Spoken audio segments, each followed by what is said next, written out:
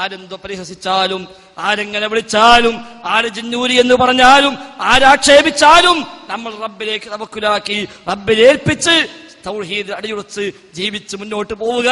റഹ്മാനായ റബ്ബ് അനുഗ്രഹിക്കുമാറാവട്ടെ. ആമീൻ എന്ന പ്രാർത്ഥനയോടെ ഈ ആമുഖ സംസാരം അവസാനിപ്പിക്കുന്നു. ഇൻഷാ അല്ലാഹ് ഇനി ഇതുമായി ബന്ധപ്പെട്ട സംശയ നിവാരണങ്ങളാണ്. എല്ലാ മുഖാമുഖത്തിലും നാം സൂചിപ്പിക്കാറുള്ളത് പോലെ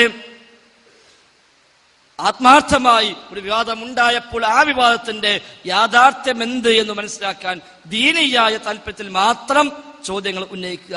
അതാണ് നമുക്ക് ആവശ്യം. അല്ലാത്ത ചോദ്യങ്ങൾ നമുക്കൊരിക്കലും ആവശ്യമില്ല. ദീനിയായ വിഷയത്തിൽ എന്താണ് പ്രമാണങ്ങൾ, നിലപാട്, എന്താ ഇതിൽ ശരി എന്ന് ന്യായമായി മാന്യമായി ചോദിക്കാനും അറിയാനും അന്വേഷിക്കാനും ഉള്ളവർക്കാണ് ഈ വേദി. പ്രത്യേക നിബന്ധനയൊന്നുമില്ല. അങ്ങനെ ചോദിക്കാം. ചോദ്യം കഴിഞ്ഞാൽ അടുത്താൾ കൊടുക്കുക, അത് കഴിഞ്ഞാൽ അടുത്താൾ കൊടുക്കുക, പിന്നിലുള്ള ആളെ കൂടി പരിഗണിക്കണം എന്ന് മാത്രമേ ഉള്ളൂ. മുമ്പിൽ കസേരയുണ്ട്.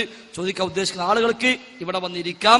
പരമാവധി ചുരുക്കി സമയം ഒതുക്കി ചോദ്യങ്ങൾ ഉന്നയിക്കുക. ഇൻഷാ അല്ലാഹ് ഉള്ള കഴിവനുസരിച്ച്, ഉള്ള അറിവനുസരിച്ച് മറുപടികൾ നൽകാം. അറിയില്ലെങ്കിൽ അറിയില്ല എന്ന് പറയും. അത് ഇൻഷാ അല്ലാഹ് പിന്നീട് പഠിച്ച് അന്വേഷിച്ച് പിന്നീട് അറിയിക്കുകയും ചെയ്യാം എന്ന് കൂടി സൂചിപ്പിക്കുന്നു. എല്ലാ അർത്ഥത്തിലും ഒരു ഒറ്റക്കെട്ടായി കൂട്ടായ്മയോടുകൂടി എല്ലാ ഫിത്നകളെയും നമ്മൾ മുൻകൂട്ടി കണ്ട് ഇഖ്ലാസോടുകൂടി ശരിയായ നിയ്യത്തോടുകൂടി നമ്മൾ മുന്നേറുക. അല്ലാഹു സുബ്ഹാനഹു വ തആല അനുഗ്രഹിക്കുമാറാവട്ടെ. റബ്ബനാ ആതിനാ ഫിദ്ദുനിയ ഹസന വഫിൽ ആഖിറതി ഹസന വഖിനാ അദാബന്നാർ. ആമീൻ ബിറഹ്മതിക യാ അർഹമർ റഹീമീൻ. അസ്സലാമു അലൈക്കും വറഹ്മത്തുള്ളാഹി. ചോദ്യം ചോദിക്കാൻ ഉദ്ദേശിക്കുന്നവർ ഈ മുന്നിലെ നിരയിലേക്ക് വന്നിരിക്കണം. പ്രത്യേകം ശ്രദ്ധിക്കുക, ആദർശപരമായി നമ്മളോട് വിയോജിപ്പുള്ളവർക്കാണ് പ്രഥമ പരിഗണന. അത്തരക്കാരുണ്ടെങ്കിൽ ചോദ്യം ചോദിക്കാൻ മുന്നോട്ട് വരേണ്ടതാണ്. ചോദ്യം വളരെ ചുരുങ്ങിയ വാക്കുകളിൽ ചോദിക്കാൻ ശ്രദ്ധിക്കുക. അസ്സലാമു അലൈക്കും വറഹ്മത്തുള്ളാഹി. എൻ്റെ സഹോദരന് വേണ്ടി പ്രാർത്ഥിച്ചാൽ മലക്കുകൾ നമുക്ക് വേണ്ടി പ്രാർത്ഥിക്കുന്നുണ്ട്. ഒരു രോഗിനെ സന്ദർശിച്ച് പ്രാർത്ഥിച്ചാൽ 70,000-ഓളം മലക്കുകൾ നമുക്ക് വേണ്ടി പ്രാർത്ഥിക്കുന്നുണ്ട്.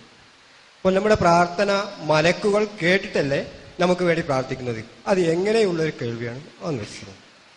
അതെ, ഒരു സഹോദരന് വേണ്ടി അയാളുടെ അസാന്നിധ്യത്തിൽ നമ്മൾ പ്രാർത്ഥിക്കുമ്പോൾ മലക്ക് നമുക്ക് വേണ്ടിയും പ്രാർത്ഥിക്കും. വൽ ആമീൻ വലക ബിമിസിൽ എന്നാണ് മലക്ക് പറയുക. അല്ലാഹുവേ, നീ ഈ പ്രാർത്ഥന സ്വീകരിച്ച് ഉത്തരം ചെയ്യണേ. വലക ബിമിസിൽ, നിനക്ക് ഇതുപോലുള്ളത് ലഭിക്കുകയും ചെയ്യട്ടെ എന്ന് മലക്ക് പറയുന്ന ഇത് പ്രാർത്ഥന കേൾക്കതല്ലേ എന്ന ആ ഒരു അർത്ഥത്തിലാണ് പ്രാർത്ഥന കേൾക്കതെങ്കിൽ നമ്മളൊക്കെ കേൾക്കൂലേ? ഇപ്പൊ ഞാൻ പ്രാർത്ഥിച്ചു, നമ്മുടെ സഹോദരൻ ഷറഫുദ്ദീൻ അള്ളാഹു ശിഫ നൽകട്ടെ, നിങ്ങളൊക്കെ എന്തു പറഞ്ഞു? ആമീൻ. അപ്പൊ നിങ്ങളൊക്കെ പ്രാർത്ഥന കേട്ടു. നിങ്ങളെല്ലാവരും പ്രാർത്ഥന കേട്ടു, എല്ലാവരും പ്രതികരിച്ചു, ആമീൻ പറഞ്ഞു. ഈ ഒരു അർത്ഥത്തിലായിരിക്കുമോ ലാ യസ്മഉ ദുആഅക്കും അല്ലാഹ് പറഞ്ഞത്? ആവുതല്ലോ. ഇൻ തദ്ഉഹും ലാ യസ്മഉ ദുആഅക്കും, നിങ്ങൾ ദുആ ചെയ്താൽ നിങ്ങൾ ദുആ കേൾക്കൂല.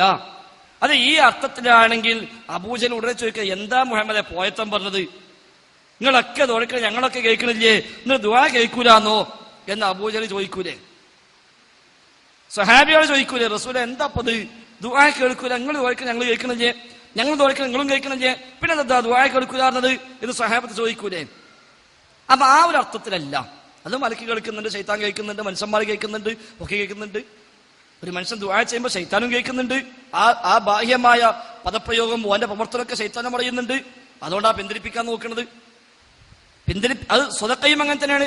നമ്മൾ സ്വതക്കൈ നോക്കുക, സ്വതക്ക സ്വീകരിക്കുന്നവനാരാ? അള്ളാഹു മാത്രം അല്ലെ? അമലൊക്കെ സ്വീകരിക്കുന്നവൻ അള്ളാഹു, സ്വതക്ക സ്വീകരിക്കുന്നവൻ അള്ളാഹു. ഒരുത്തം പറയാം അത് ശരിയല്ല, ഞാൻ സ്വതക്ക ഇതിൽ എന്റെ അയൽവാസിയാണ് സ്വീകരിച്ചത് എന്ന് പറഞ്ഞാലോ? ഒരു അയൽപക്കത്തിൽ പാവപ്പെട്ട മനുഷ്യനുണ്ട്, ഓനൊരു 500,000 കൊടുത്തു, ഓനത് വാങ്ങി, എന്റെ സ്വതക്ക ഓനാ സ്വീകരിച്ചത് എന്ന് പറഞ്ഞാൽ ഈ അർത്ഥത്തിലാണോ സ്വതക്ക സ്വീകരിക്കുന്ന അള്ളാഹു എന്ന് പറഞ്ഞത്? അല്ല. ആ അർത്ഥത്തിലാണെങ്കിൽ അള്ളാഹിനെ പരിഹസിക്കലാണ്. ആ അർത്ഥത്തിലാണെങ്കിൽ അള്ളാഹുവിനെ പരിഹസിക്കലാണ്. എന്നുവെച്ചാൽ സ്വതക്ക എന്ന ഇബാദത്ത് അതിന്റെ ഇഖ്ലാസും അതിന്റെ നിയ്യത്തും ഒക്കെ മനസ്സിലാക്കി അത് സ്വീകരിച്ച് അതിന് പ്രതിഫലം നൽകുന്നവൻ അള്ളാഹു മാത്രം. നേരത്തെ സ്വീകരിക്കുന്നവൻ അള്ളാഹു മാത്രം, വേറെ ആൾ നേരത്തെ സ്വീകരിക്കൂല. അതിനർത്ഥം നമ്മൾ എത്തിയും കുട്ടി നേർച്ചാക്കിയാൽ എത്തിയും കുട്ടി അത് വാങ്ങിക്കൊണ്ടുവരാന്നല്ല. എന്നപോലെ പ്രാർത്ഥനയിൽ നമ്മൾ ഉപയോഗിക്കുന്ന ബാഹ്യമായ പദങ്ങൾ അത് മനുഷ്യന്മാരെ കേൾക്കും, ജിന്ന് കേൾക്കും, ശൈത്താൻ കേൾക്കും, മലക്ക് കേൾക്കും, പലരും കേൾക്കും. അതിനനുസരിച്ച് പ്രതികരണവും ഉണ്ടാകും. എന്നാൽ ദുആ കേൾക്കുന്നവൻ എന്ന് പറഞ്ഞാൽ അതല്ല ഉദ്ദേശിച്ചത്. ഇന്നക സമീഉ ദുആ, ഇന്നക മുജീബു ദുആ എന്നൊക്കെ പറഞ്ഞത് ഈ ഒരു അർത്ഥത്തിലല്ല. ദുആ ഒരു മനുഷ്യന്റെ ഖൽബിൽ നിന്നുള്ളതാണ്. അതിന് വാചകമുണ്ടെങ്കിലും ഇല്ലെങ്കിലും ദുആ ഉണ്ടാവും.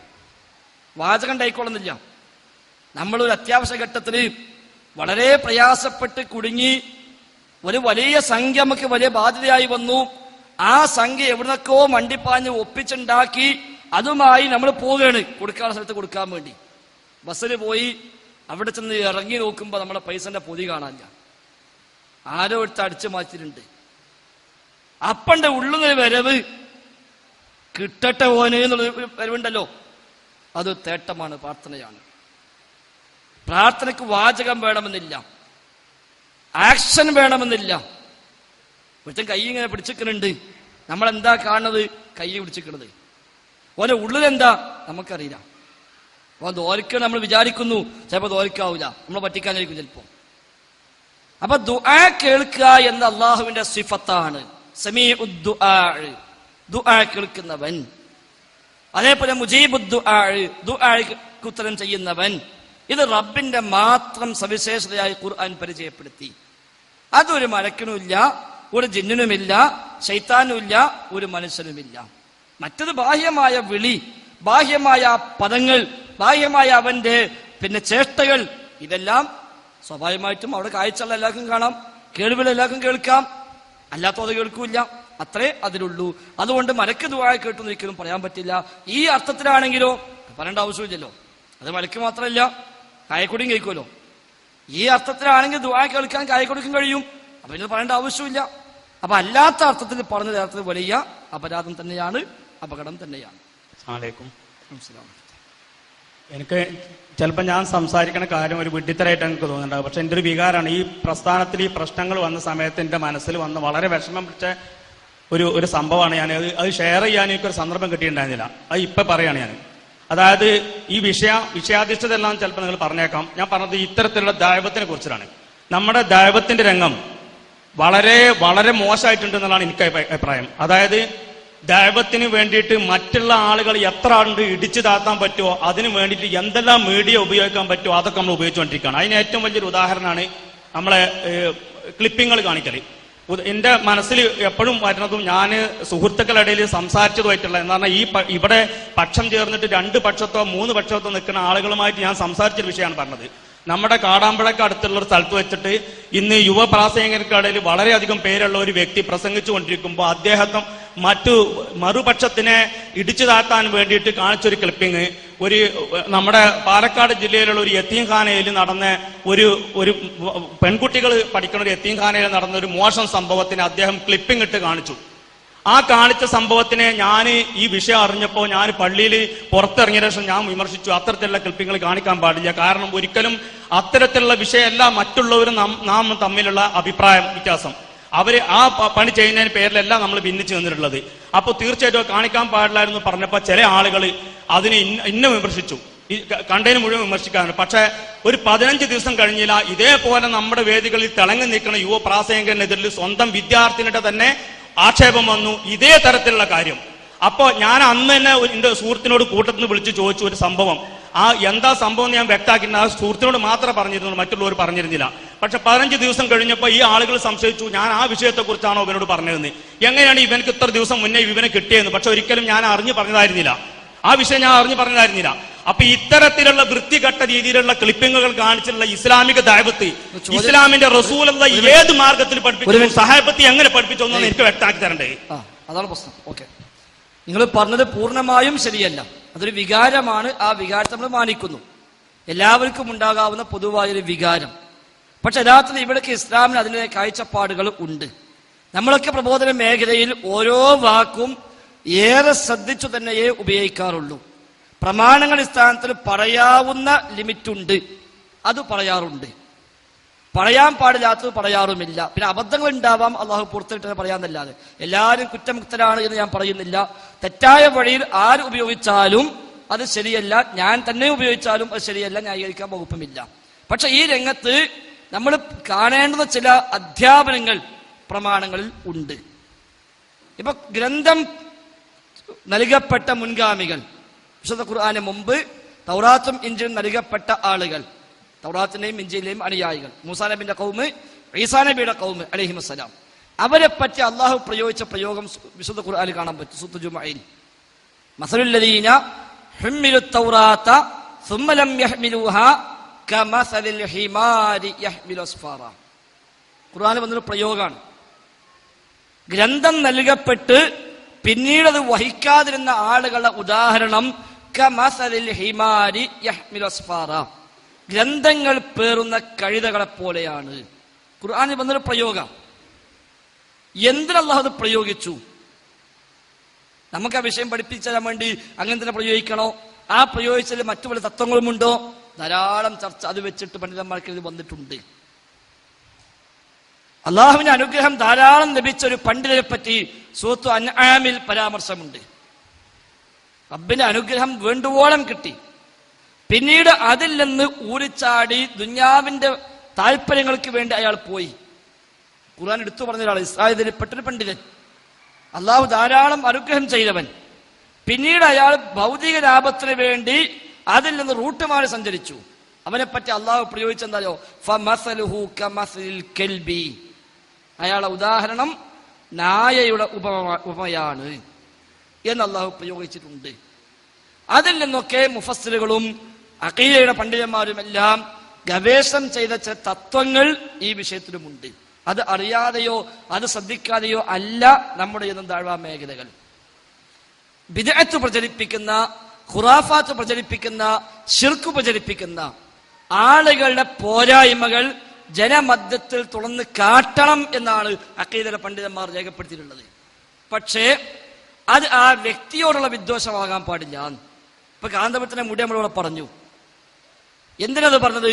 കാന്തപുര ബക്കർ മുസ്ലിയാർ എന്നൊരു മനുഷ്യനെ വ്യക്തിപരമായി താഴ്ത്താനാണെങ്കിൽ അത് തെറ്റാണ്. ആ വ്യക്തിയെ ആക്ഷേപം കിട്ടിയ ചാൻസാ. അയാൾ നമ്മൾ പണ്ടെന്തോ വെച്ചാൽ ഇടപെടലൊക്കെ നടത്തി വേറെ രൂപത്തിൽ കുറച്ച് പ്രശ്നങ്ങളൊക്കെ ഉണ്ട്, ഒന്ന് സൈഡാക്കാൻ വേണ്ടി ചാൻസ് ഇട്ട് തെരഞ്ഞെടുക്കുന്ന മനുഷ്യരാ. എങ്കിൽ ഇപ്പൊ ചാൻസ് ഇട്ട് ഇത് ഉപയോഗിച്ചിട്ട് അയാൾ എന്ത് ചെയ്യണം, ഇവിടുന്ന് എരപ്പാക്കണം എന്നാണ് ഉദ്ദേശമെങ്കിൽ അത് തെറ്റാണ്. അതല്ല, അയാൾ വലിയ ആലിമാണ്, സുന്നത്തമായത്തിന്റെ ആളാണ് എന്ന് മനസ്സിലാക്കി അയാളെ പിന്നെ ധാരാളം സാധാരണക്കാർ കൂടിയിട്ടുണ്ട്. അവരോട് ഇയാളുടെ ശൈലി ശരിയല്ല, ഇയാൾ ഇസ്ലാമിനെ പ്രതിനിധീകരിക്കാൻ പറ്റിയ ആളല്ല എന്ന് ബോധ്യപ്പെടുത്താൻ അയാളുടെ പോരായ്മകളും കുതന്ത്രങ്ങളും തട്ടിപ്പും വെട്ടിപ്പും അത് ക്ലിപ്പിംഗ് കിട്ടും, ലേഖനം വായിച്ചും പുസ്തകം വായിച്ചും കാണിച്ചു കൊടുത്തും ഇതാ കൂട്ടരെ പെട്ടുപോണ്ട എന്ന് പറയാൻ വേണ്ടി അത് പ്രചരിപ്പിക്കണം എന്നാണ് അഹ്ലുസുന്നയുടെ പണ്ഡിതന്മാർക്ക് പറഞ്ഞിട്ടുള്ളത്. ഈ ലക്ഷ്യം നമ്മൾ ശ്രദ്ധിക്കണം എന്നേ ഉള്ളൂ. ഏത് വിഷയത്തിലും അങ്ങനെ തന്നെ, ഏത് വിഷയത്തിലും. അപ്പൊ നമ്മളിവിടെ വിചിന്തനം വായിച്ചു, 2007 വിചിന്തനം, 2013 വിചിന്തനം. നമുക്കവിടെ എന്തെല്ലാം പറയാം, പക്ഷെ പറഞ്ഞില്ല. എന്നാൽ എന്തിനു വായിച്ചു? ഇതാണ് ഇവിടുത്തെ വ്യതിയാനത്തിന്റെ മർമ്മം.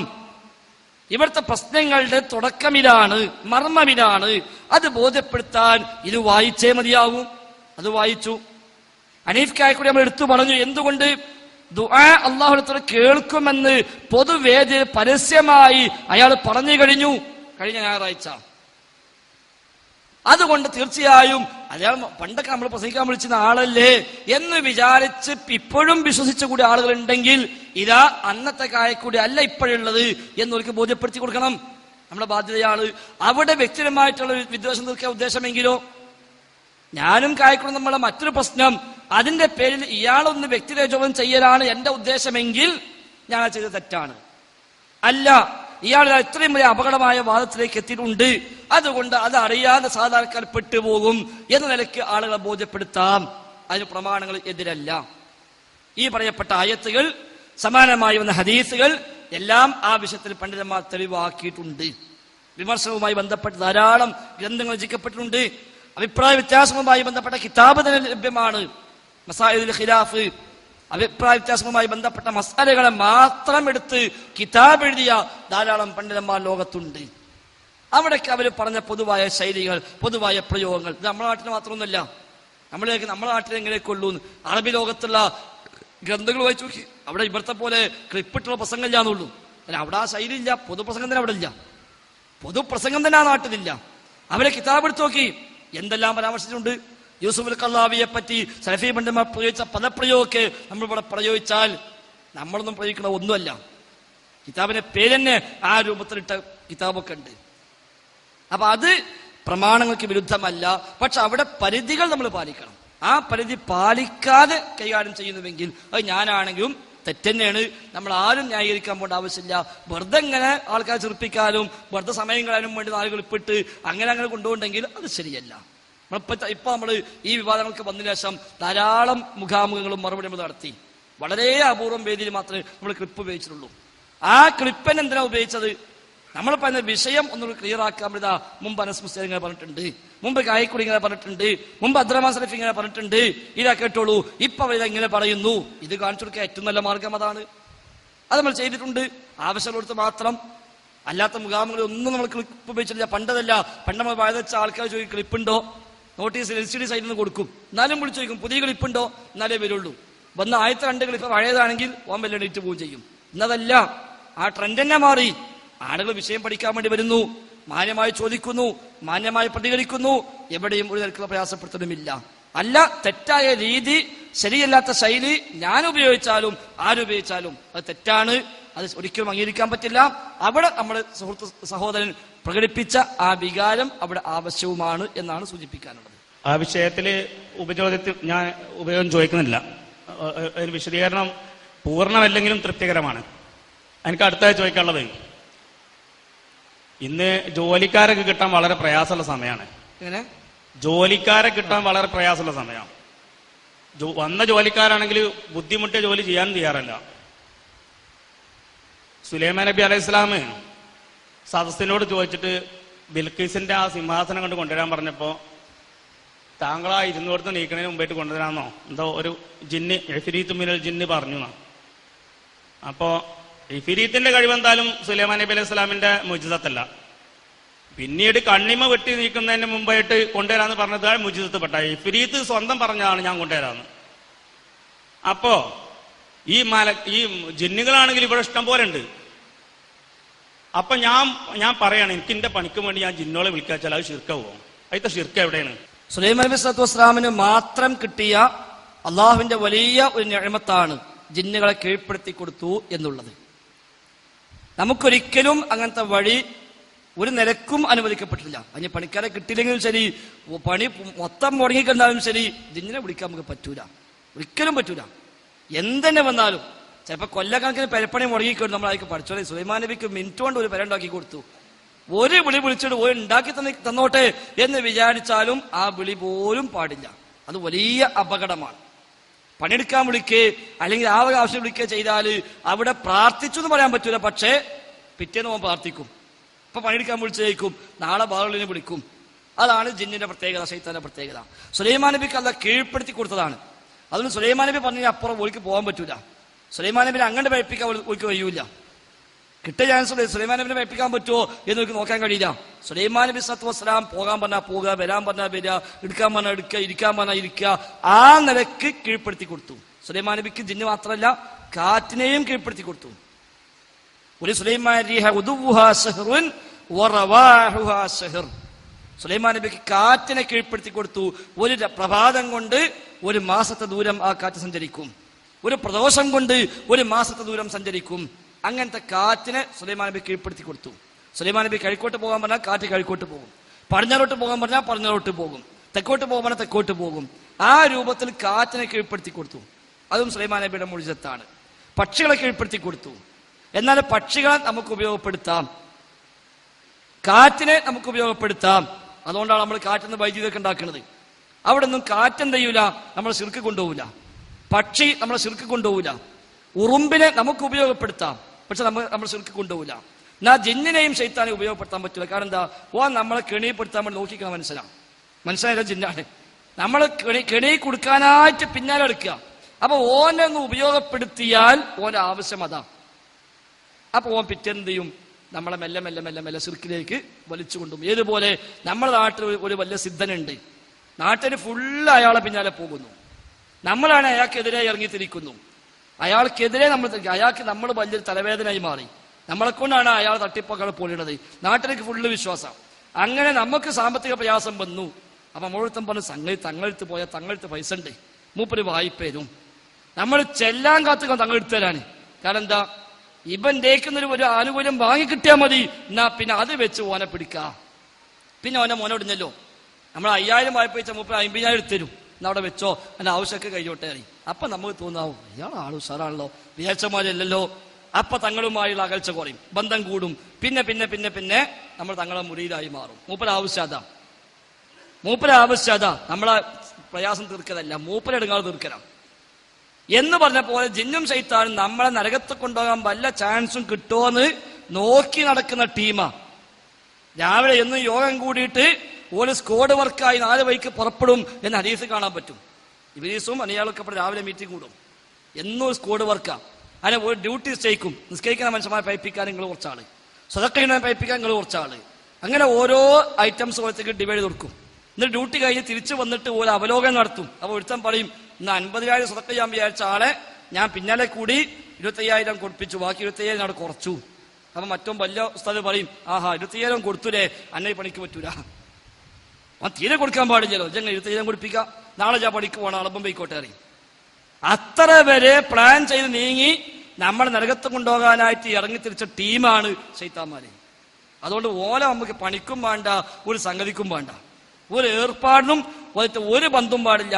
അങ്ങനെ വല്ല ജിന്നും പണിക്ക് വരുന്നുണ്ട് കേട്ടാൽ തന്നെ അഴുതു ബില്ലാഹി മിനശ് ശൈത്വാനിർ റജീം എന്ന് പറയാൻ വേണ്ടത്. നിങ്ങളുടെ അടുക്കല്ല ഓൻ വെറുതെ വരെ എങ്ങണ്ട് ഞാൻ പെരുണ്ടാക്കി തരാം, അഴുതു ബില്ലാഹി മിനശ് ശൈത്വാനിർ റജീം, എനിക്ക് എന്റെ പെരും വേണ്ട, ഒന്ന് നമ്മൾ പോയി കിട്ടിയാൽ മതി, ചെറുവായി കിട്ടിയാൽ മതി എന്ന് നമ്മൾ പറയുകയാണ് വേണ്ടത്. ഒരു നിലക്കും ഒരു സന്ദർഭത്തിലും ജിന്നുമായി ബന്ധപ്പെടാനോ ഇടപാട് നടത്താനോ ഒരു പണിയെടുപ്പിക്കാനോ ഒന്നിനുമുള്ള ഒരു പഴുതും നമുക്കില്ല. അത് ഒരു ആശങ്കയും ആവശ്യമില്ല, അത് പാടേ ഇല്ല. നമ്മളിപ്പോ പണിക്ക് വിളിച്ചാലും കുറച്ച് കഴിയുമ്പോൾ നമുക്കത് പണിയായി മാറും. അതുകൊണ്ട് ആ ചിന്ത പോലും നമുക്ക് അപകടമാണ്, ഞങ്ങൾ കുറ്റപ്പെടുത്തില്ല. പക്ഷെ ആ ചിന്ത പോലും അപകടം. ഒരു പണിക്കുവനെ വിളിച്ചാൽ കുഴപ്പമുണ്ടോ എന്ന ചിന്ത പോലും, അതും പോലും പൈശാചികമാണ്, അതുപോലും അപകടമാണ്. അതുകൊണ്ട് വളരെ ഗൗരവത്തിൽ നമ്മളത് കാണണം. നമുക്കതൊരിക്കലും അനുവദിക്കപ്പെട്ടില്ല. അവരുമായുള്ള ഇടപാടുകളെല്ലാം നിഷിദ്ധമാണ്, ഹറാമാണ്, പാടില്ലാത്തതാണ് എന്ന് ഖുർആനും ഹദീസും എല്ലാം നമ്മളെ പഠിപ്പിച്ചിട്ടുണ്ട്. സുലൈമാൻ നബിക്ക് ആ പേടില്ല. 10 കൊല്ലത്തിന്റെ അടുത്ത് വഴിയെടുത്തിട്ട് അവസാനം ഇനിയും പേപ്പിച്ചു പോകുമോ എന്നൊരു വേജാട് സുലൈമാൻ നബിക്ക് ആവശ്യമില്ല. അദ്ദേഹം പ്രവാചകനാണ്, അദ്ദേഹം മുഴുജത്തുള്ളവരാണ്, വഹി കിട്ടുന്നവരാണ്. അതുകൊണ്ട് അദ്ദേഹത്തിന് അങ്ങനത്തെ വേജാറ് ജിന്നിന്റെ വിഷയത്തിലില്ല. അദ്ദേഹത്തിന് കൽപ്പനപ്രകാരമേ ഓരോട് പണിയെടുക്കാൻ പറ്റുള്ളൂ. അതുകൊണ്ടാണ് അവിടെ പണിയെടുപ്പിച്ചത്. പണിയെടുത്തത് മുഴുജിയത്തല്ല, ശരിയാണ്. ഇഫ്രീത്ത് സിംഹാസനം കൊണ്ടുവരാം എന്ന് പറഞ്ഞ മുഴുജിയത്തല്ല. അനാതീക ബിഹി ഖബ്ലൻ തഖൂമ മിൻ മഖാമിക്, താങ്കൾ താങ്കളുടെ സദസ്സിൽ നിന്ന് എണീക്കും മുമ്പ് ഞാൻ കൊണ്ടുവരാം. വ ഇന്നി അലൈഹി ലഖവിയ്യുൻ അമീൻ, ഞാൻ അതിന് കഴിവുള്ളവരാണ് എന്ന്. അപ്പോൾ കഴിവുണ്ട്, ഓനൊക്കെ കൊണ്ടുവരാൻ കഴിയും, ഓന് വീടുണ്ടാക്കാൻ കഴിയും, കടലിൽ മുങ്ങാൻ കഴിയും. ഇതൊക്കെ ഖുർആൻ പരിചയപ്പെടുത്തിയാണ്. പക്ഷെ നമുക്ക് ഓൻ മുങ്ങും വേണ്ട, ഓൻ വീടുണ്ടാക്കും വേണ്ട, മുത്തു കൊണ്ടുവരും വേണ്ട, ഒന്നും വേണ്ട. നമ്മളും അവനും യാതൊരു ബന്ധവും പാടില്ല എന്നർത്ഥം. ആ വിഷയത്തിലൊരു ഉപചോദ്യം ഉണ്ട്. ഞാൻ ഇത് കഴിഞ്ഞാൽ എന്റെ അടുത്ത ചോദ്യം ഉണ്ട്, പക്ഷെ എന്നാലും അടുത്ത ആൾക്ക് കൊടുക്കാൻ പിന്നെ ചോദിക്കുള്ളൂ. ഈ വിഷയത്തിൽ കേട്ടില്ല.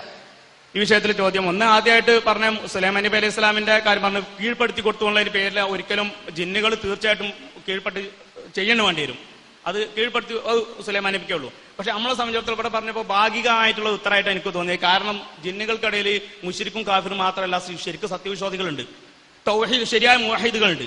നമ്മൾ കേൾക്കുന്നത് ഒരു മുവഹിദാണ് ജിന്നാഴ്ച. എങ്ങനെ ആ മുവഹിദായിട്ട് ജിന്ന് നമ്മളെ വഴിയൊഴിപ്പിക്കാം? പരമാവധി മുവഹിദായിട്ടുള്ള ആളെ സഹായിക്കാനല്ല തയ്യാറാവുള്ളൂ. ആ ആളുകൾ വരൂലേ? പ്രത്യേകിച്ച് ഇവന് ഷിർക്കിയത്തിലേക്ക് പോകും. ചിലപ്പോൾ ചുറ്റുപാടിലുള്ള ആൾക്കാർ ഷിർക്കിൽക്ക് മനുഷ്യന്മാരെ ചിലപ്പോൾ ഷിർക്കിൽക്ക് ക്ഷണിക്കുന്ന ആളുകളായിരിക്കും നമുക്ക് ജോലിക്ക് വരുന്നത്. ഇന്ന് അത്തരത്തിലുള്ള ഗൂഢപ്രവർത്തനങ്ങൾക്ക് പലയിടത്തും നടക്കുന്നുണ്ട്, മുസ്ലിങ്ങളുടെ ഇടയിൽ നിന്നുള്ളവരും അല്ലാത്തവരുടെ ഇടയിൽ നിന്നുള്ളവരും. അപ്പോൾ തീർച്ചയായിട്ടും ഇത് മനസ്സിലാക്കിയിട്ടുള്ള ജിന്ന് നമുക്ക് തീർച്ചയായിട്ടും ഒരു മുവഹിദായ ജിന്ന്, മുവഹിദായ അബ്ദുൽ ഷുക്കൂറിനെ ഞാനും സഹായിക്കണം എന്ന് വെച്ച് വരൂല എന്ന് എങ്ങനെ നമുക്ക് പറയാൻ പറ്റുക? അപ്പൊ എന്റെ ചോദ്യം, ഈ പറഞ്ഞത് ഷിർക്കാവുമോ എന്നാണ്. ഇത് പാടുണ്ടോ എന്നുള്ള പറയുമ്പോൾ ഇസ്ലാമിക പ്രമാണത്തിൽ നിന്നാണ്, അല്ല നമ്മൾ വെറുതെ ഒരു ഊഹത്തിൽ നിന്ന് പറഞ്ഞുകൊണ്ട് ഞാൻ സംതൃപ്തനല്ല. ഇത് ഇസ്ലാമിക പ്രമാണത്തിന്റെ അടിസ്ഥാനത്തിൽ ഷിർക്കാവോ? ഇതെങ്ങനെ ഷിർക്കാവും? അതാണ് എനിക്ക് അറിയേണ്ടത്. അത് പറഞ്ഞു കഴിഞ്ഞില്ലേ, വിശദമായി പറഞ്ഞു കഴിഞ്ഞു, എല്ലാവർക്കും വ്യക്തമായി ക്ലിയറായി അതൊക്കെ പറഞ്ഞു കഴിഞ്ഞു. പിന്നെ മുവഹിദായ ജിന്ന് വന്നുകൂടേനാ, നമ്മളെങ്ങനെ അറിയാം മുവഹിദാണോ അല്ലേ? ആ മുവഹിദാന്ന് നമ്മൾ തെളിവെന്താ? ഓൻ പറഞ്ഞ തന്നെ. ചിലപ്പോ ഓൻ വലിയ ബിരീസീകരണം, ഓൻ വലിയ ബിരീസാവും. ഓൻ വന്നിട്ട് പറയും, ഞാൻ നല്ല തൗഹീദുള്ളവരാണ്, എന്റെ പരിന്ന് പുറത്താക്കിയതാണ്, മുജാഹിദായിട്ട് അവിടുന്ന് പോന്നതാണ് എന്നൊക്കെ പറഞ്ഞ് നമ്മളെ പറ്റിക്കാം. ആദനബിന്റെ അടുത്തേക്ക് വന്നത് എങ്ങനെയാണ്? ആദനബിന്റെ മുമ്പിൽ വന്നത് എങ്ങനെ? ഞാൻ ഇബ്ലീസാനിട്ടല്ല വന്നത്. ഇന്നീലക്കുമാനാസിഹുൻ അമീൻ, നിങ്ങൾ രണ്ടാളോടുള്ള ഗുണദോഷം കൊണ്ട് വന്നാ ഞാൻ നസീഹത്തുള്ളവനാണ്, നിങ്ങൾ രണ്ടുപേരും എനിക്ക് വല്ലാത്ത ഗുണകാംക്ഷ ഉണ്ട്, അതുകൊണ്ടാണ് ഞാൻ വന്നത് എന്നാ. നിങ്ങൾ ഈ പഴം തിന്നോളൂ, നിങ്ങൾക്ക് കാലാകാലം ഇവിടെ ജീവിക്കാം, നിങ്ങൾ ഇന്നെ പറ്റൊന്നും വിചാരിക്കണ്ട, നിങ്ങൾക്ക് ഗുണം കിട്ടിക്കൊടച്ചത് വന്ന ആളാണ് എന്ന് പറഞ്ഞിട്ട് ഓൻ വന്നത്. ആദം നബി പെട്ടുപോയി എന്ന് പറഞ്ഞത്. ആദം നബി അതിന് പെട്ടുപോയി എന്ന് പറഞ്ഞത്. അപ്പൊ അതാണ് ഓന്റെ രീതി. അപ്പൊ ചിലപ്പോ എത്ര വലിയ കൊടിയ ശൈത്വാനും ഇതേ ശ്രദ്ധിക്കട്ടെ, ഉത്തരം ശ്രദ്ധിക്കട്ടെ, ചോദിച്ചോട്ടെ, എത്ര ചോദിച്ചോട്ടെ. എത്ര വലിയ കൊടിയ ശൈത്വാനും പഴിപ്പിക്കാൻ വരുമ്പോ ഓൻ നല്ലോനായിട്ടാണ് വേഷം കെട്ടി വരിക. മക്കത്ത് മുസ്ലിഖീങ്ങളെ തൽബിയത്ത് മാറി ലബ്ബൈക അല്ലാഹുമ്മ ലബ്ബൈകയിൽ ഇല്ലാ ശരീകൻ ഹുവ ലക എന്നായി മാറി. എങ്ങനെ മാറിയത് നമ്മൾ പഠിക്കേണ്ടതുണ്ട്. ഇബ്ലീസ് നല്ലൊരു മുത്തഖിയായ മനുഷ്യൻ രൂപത്തിൽ വന്നിട്ടാണ് അവിടെ തൽബിയത്ത് മാറ്റിക്കുന്നത്. ചരിത്ര ഗ്രന്ഥങ്ങളിൽ കാണാം. അംർ ബിൻ ലുഹൈ എന്ന് പറയുന്ന മക്കക്കാരുടെ കാരണവർ, അയാൾ എന്തു പറഞ്ഞാലും ഒരു അപ്പടി അംഗീകരിക്കുമായിരുന്നു. ആ കാരണവര് ഒരിക്കൽ തവാഫ് ചെയ്യാം. തവാഫ് ചെയ്യുമ്പോൾ അടുത്തിങ്ങനെ ഒരു വയസ്സായ തന്ത തവാഫ് ചെയ്യുന്നുണ്ട്. നല്ല വെളുത്ത താടിയും നല്ല കണ്ട നല്ലൊരു ഭക്തനായ ഒരു വയസ്സായ ആള്. ഇയാളിങ്ങനെ ഒപ്പം തവാഫ് ചെയ്യാണ്. രണ്ടാളും കൂടി ഇങ്ങനെ തവാഫ് ചെയ്ത് പോകുന്നു, പരസ്പരം പരിചയമൊന്നുമില്ല. അപ്പൊ ഈ അംർ ചൊല്ലുന്നു ലബ്ബൈക അല്ലാഹുമ്മ ലബ്ബൈക ലബ്ബൈക ലാ ശരീക ലക് ഇല്ലാ ലബ്ബൈക ലാ ശരീക ലക് ലബ്ബൈക ഇന്നൽ ഹംദ വൻ നിഅമത ലക് വൽ മുൽക്കു ലാ ശരീക ലക്. ഇബ്രാഹിം നബിയുടെ തൽബിയത്ത് അംർ ചൊല്ലുക. അപ്പൊ ഈ തന്തന്റെ തൽബിയത്ത് എന്തോ ചെറിയ വ്യത്യാസം. അപ്പൊ ഇയാൾ നോക്കി, എന്താ അപ്പൊ ഇയാൾ തൽബിയത്ത് എന്തോ വ്യത്യാസമുള്ള പോലെ. അപ്പൊ ഇയാൾ ചൊല്ലുന്നത് എന്താ? ഇല്ലാ ശരീകൻ ഹുവ ലക, റബ്ബേ ഒരു പങ്കാളി നിനക്കുണ്ട്. ഇയാൾ എന്താ റബ്ബേ ഇങ്ങനെ ചൊല്ലണത്? അംർ വെച്ച് എന്താ തന്തങ്ങൾ ചൊല്ലണത് ചോദിച്ചു. അല്ലാഹ്ക്ക് ശരീക്കുണ്ട് എന്നോ? അപ്പൊ അയാൾ പറഞ്ഞു തംലിക്കുഹു വമാ മലക് വലാ ബഗ്സ ബിദാലിക്. പടച്ചോനെ നീ കൊടുത്ത കഴിവേ അയാൾക്കുള്ളൂ, സ്വന്തം ഒരു കഴിവില്ല, അതിനെന്താ കുഴപ്പമുള്ളത് ചോദിച്ചു.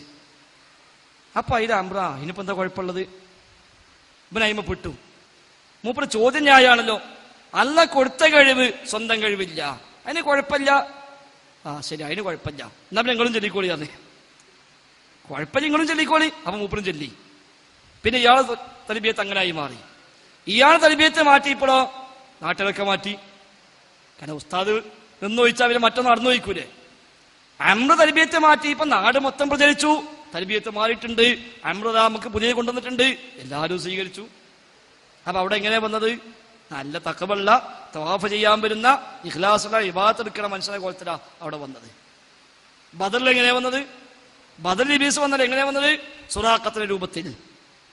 സുറാഖത്തിന്റെ രൂപത്തിൽ വന്നിട്ട് പറഞ്ഞു, നിങ്ങൾ പേടിയും പേടിക്കണ്ട, നിങ്ങൾ പേടിയും പേടിക്കണ്ട, ഇന്നി ജാറുൽ ലക്കും, ഞാൻ നിങ്ങൾക്ക് അഭയം നൽകാം, ഞങ്ങളൊപ്പണ്ട് ബേജാറാണ്ടാണ്. ഫലമാ തറ അൽ ഫിഅത്താൻ, എന്നാൽ രണ്ട് സൈന്യം ഏറ്റുമുട്ടി പോകാൻ പറഞ്ഞു. ഞാൻ പോവുകയാണ്, എനിക്ക് പഠിച്ചവനെ പേടിയുണ്ട്, നിങ്ങൾ കാണാത്ത ഞാൻ കാണുന്നുണ്ട്, നിങ്ങൾ കാണാത്ത ഞാൻ കാണുന്നുണ്ട്. അതാ മലക്ക് ഇറങ്ങി വരുന്നത് ഓൻ കാണാം, അവിടെ മനുഷ്യന്മാര് കാണില്ല, അവിടെ ഇഞ്ഞി വിടക്കാൻ പറ്റൂല, ഞാൻ പോവാണ് എന്ന് പറഞ്ഞ് രക്ഷപ്പെട്ടു നടന്നത്.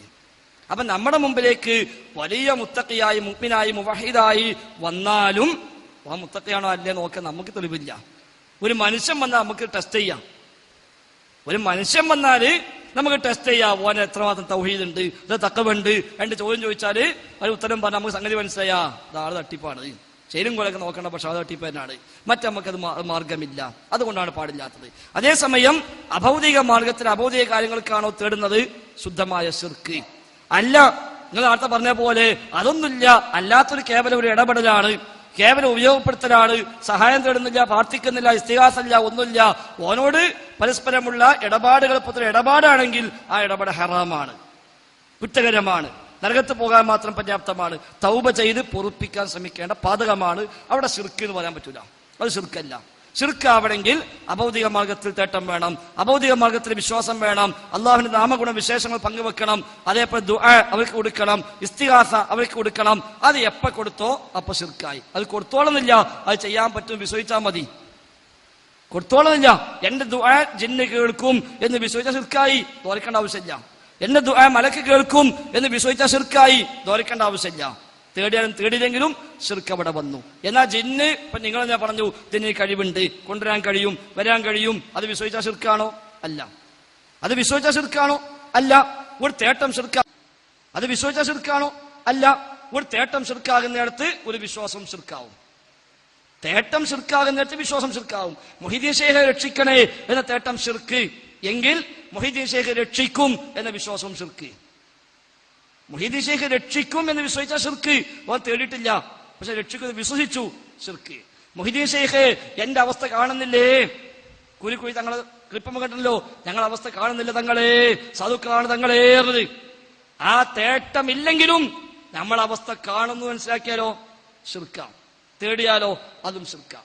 എന്നാൽ മലക്ക് ഈ ശബ്ദം കേൾക്കുന്നു, ആ വിശ്വാസം ശിർക്കാണോ? അല്ല.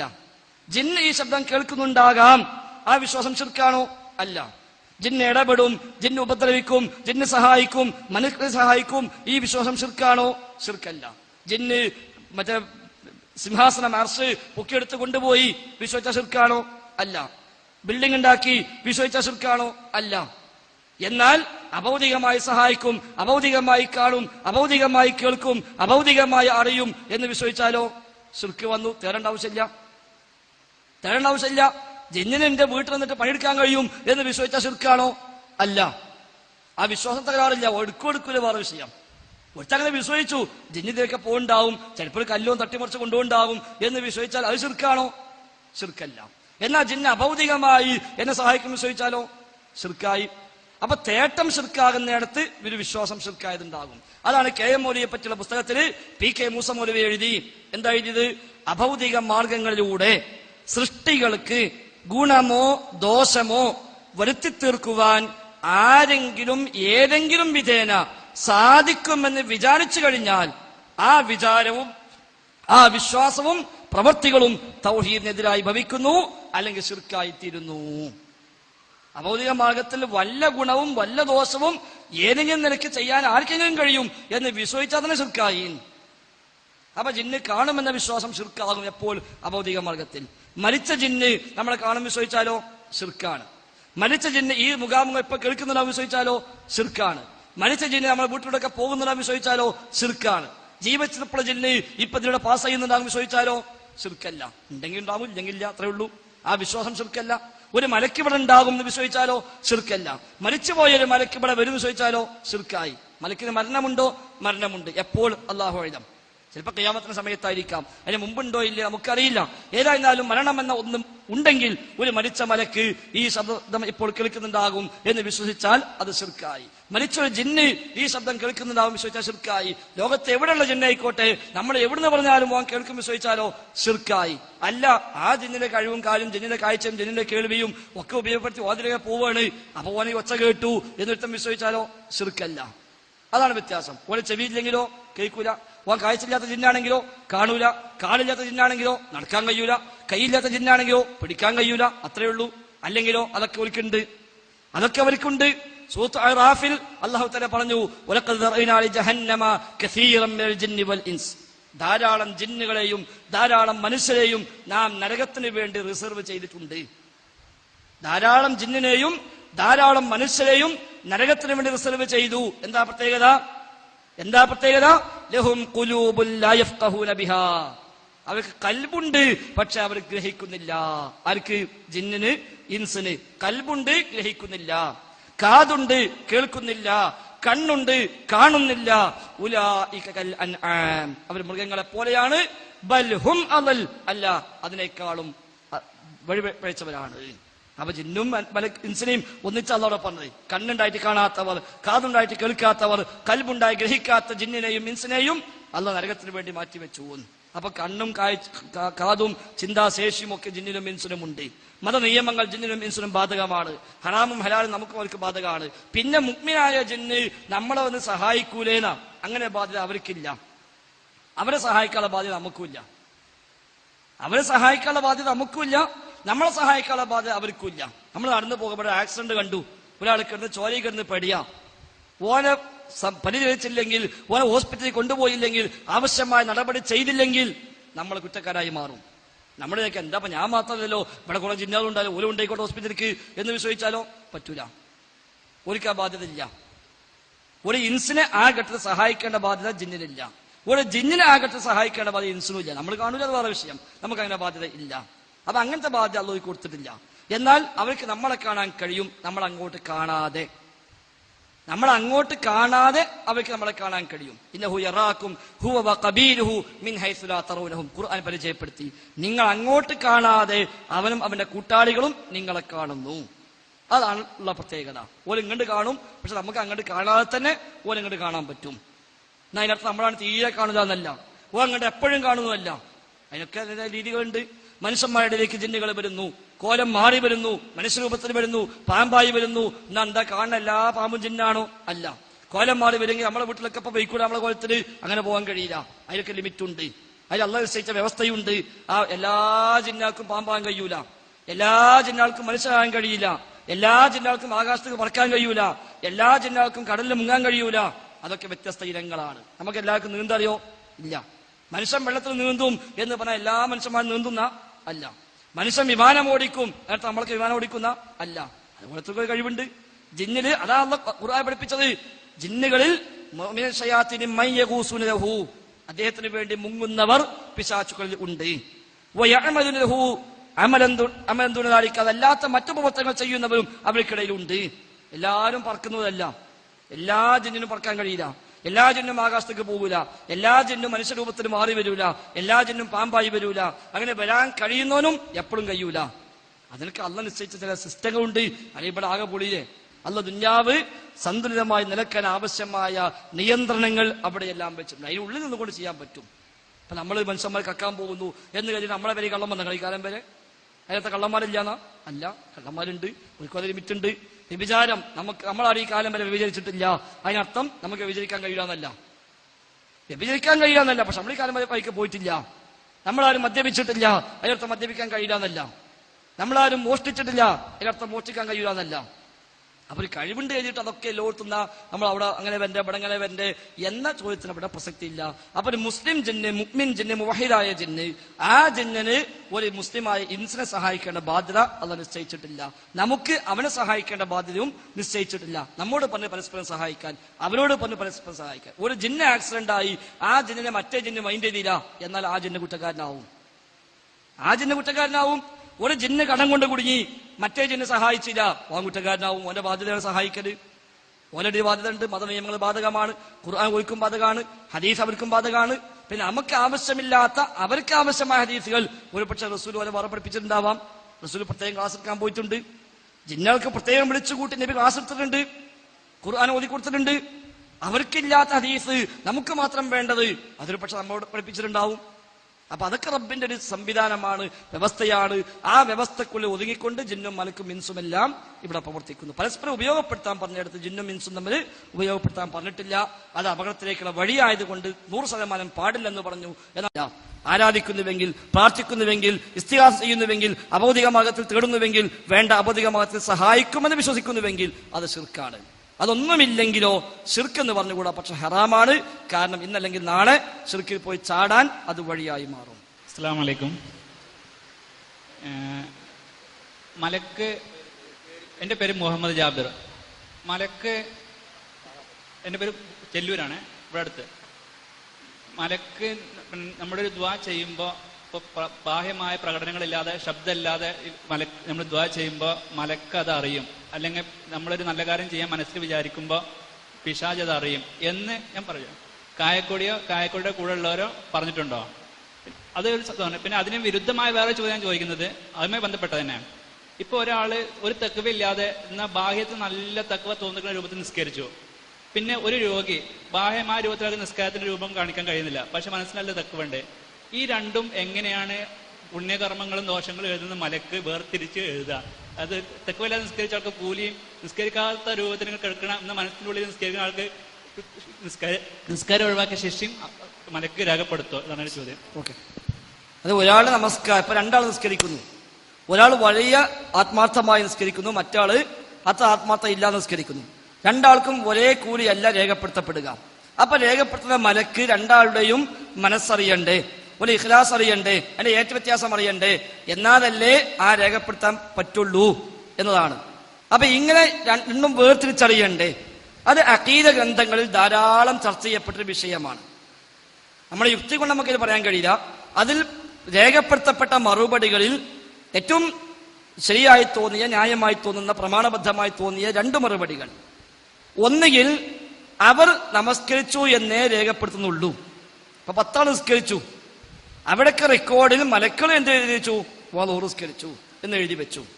പിന്നെ പ്രതിഫലം എങ്ങനെ കൊടുക്കണം? അത് റബ്ബാണ് നിശ്ചയിക്കുന്നവൻ, അത് മലക്ക് പോലും അറിയുന്നില്ല. 10 നിസ്കരിച്ചു, 10 നിസ്കാരം കഴിഞ്ഞ് പോയി. ഓനെ നിസ്കരിച്ച കൂട്ടത്തിൽ ഓന്റെ ലിസ്റ്റിൽ ഓന്റെ പേരും വന്നു. ഇത് സ്വീകരിക്കണോ വേണ്ടേ? ഇതിന് എത്രമാത്രം ആത്മാർത്ഥ ഓനുണ്ട്? ഇതിന് എത്ര കൂലി കൊടുക്കണം? ഇത് തള്ളിക്കളയണോ വേണ്ടേ?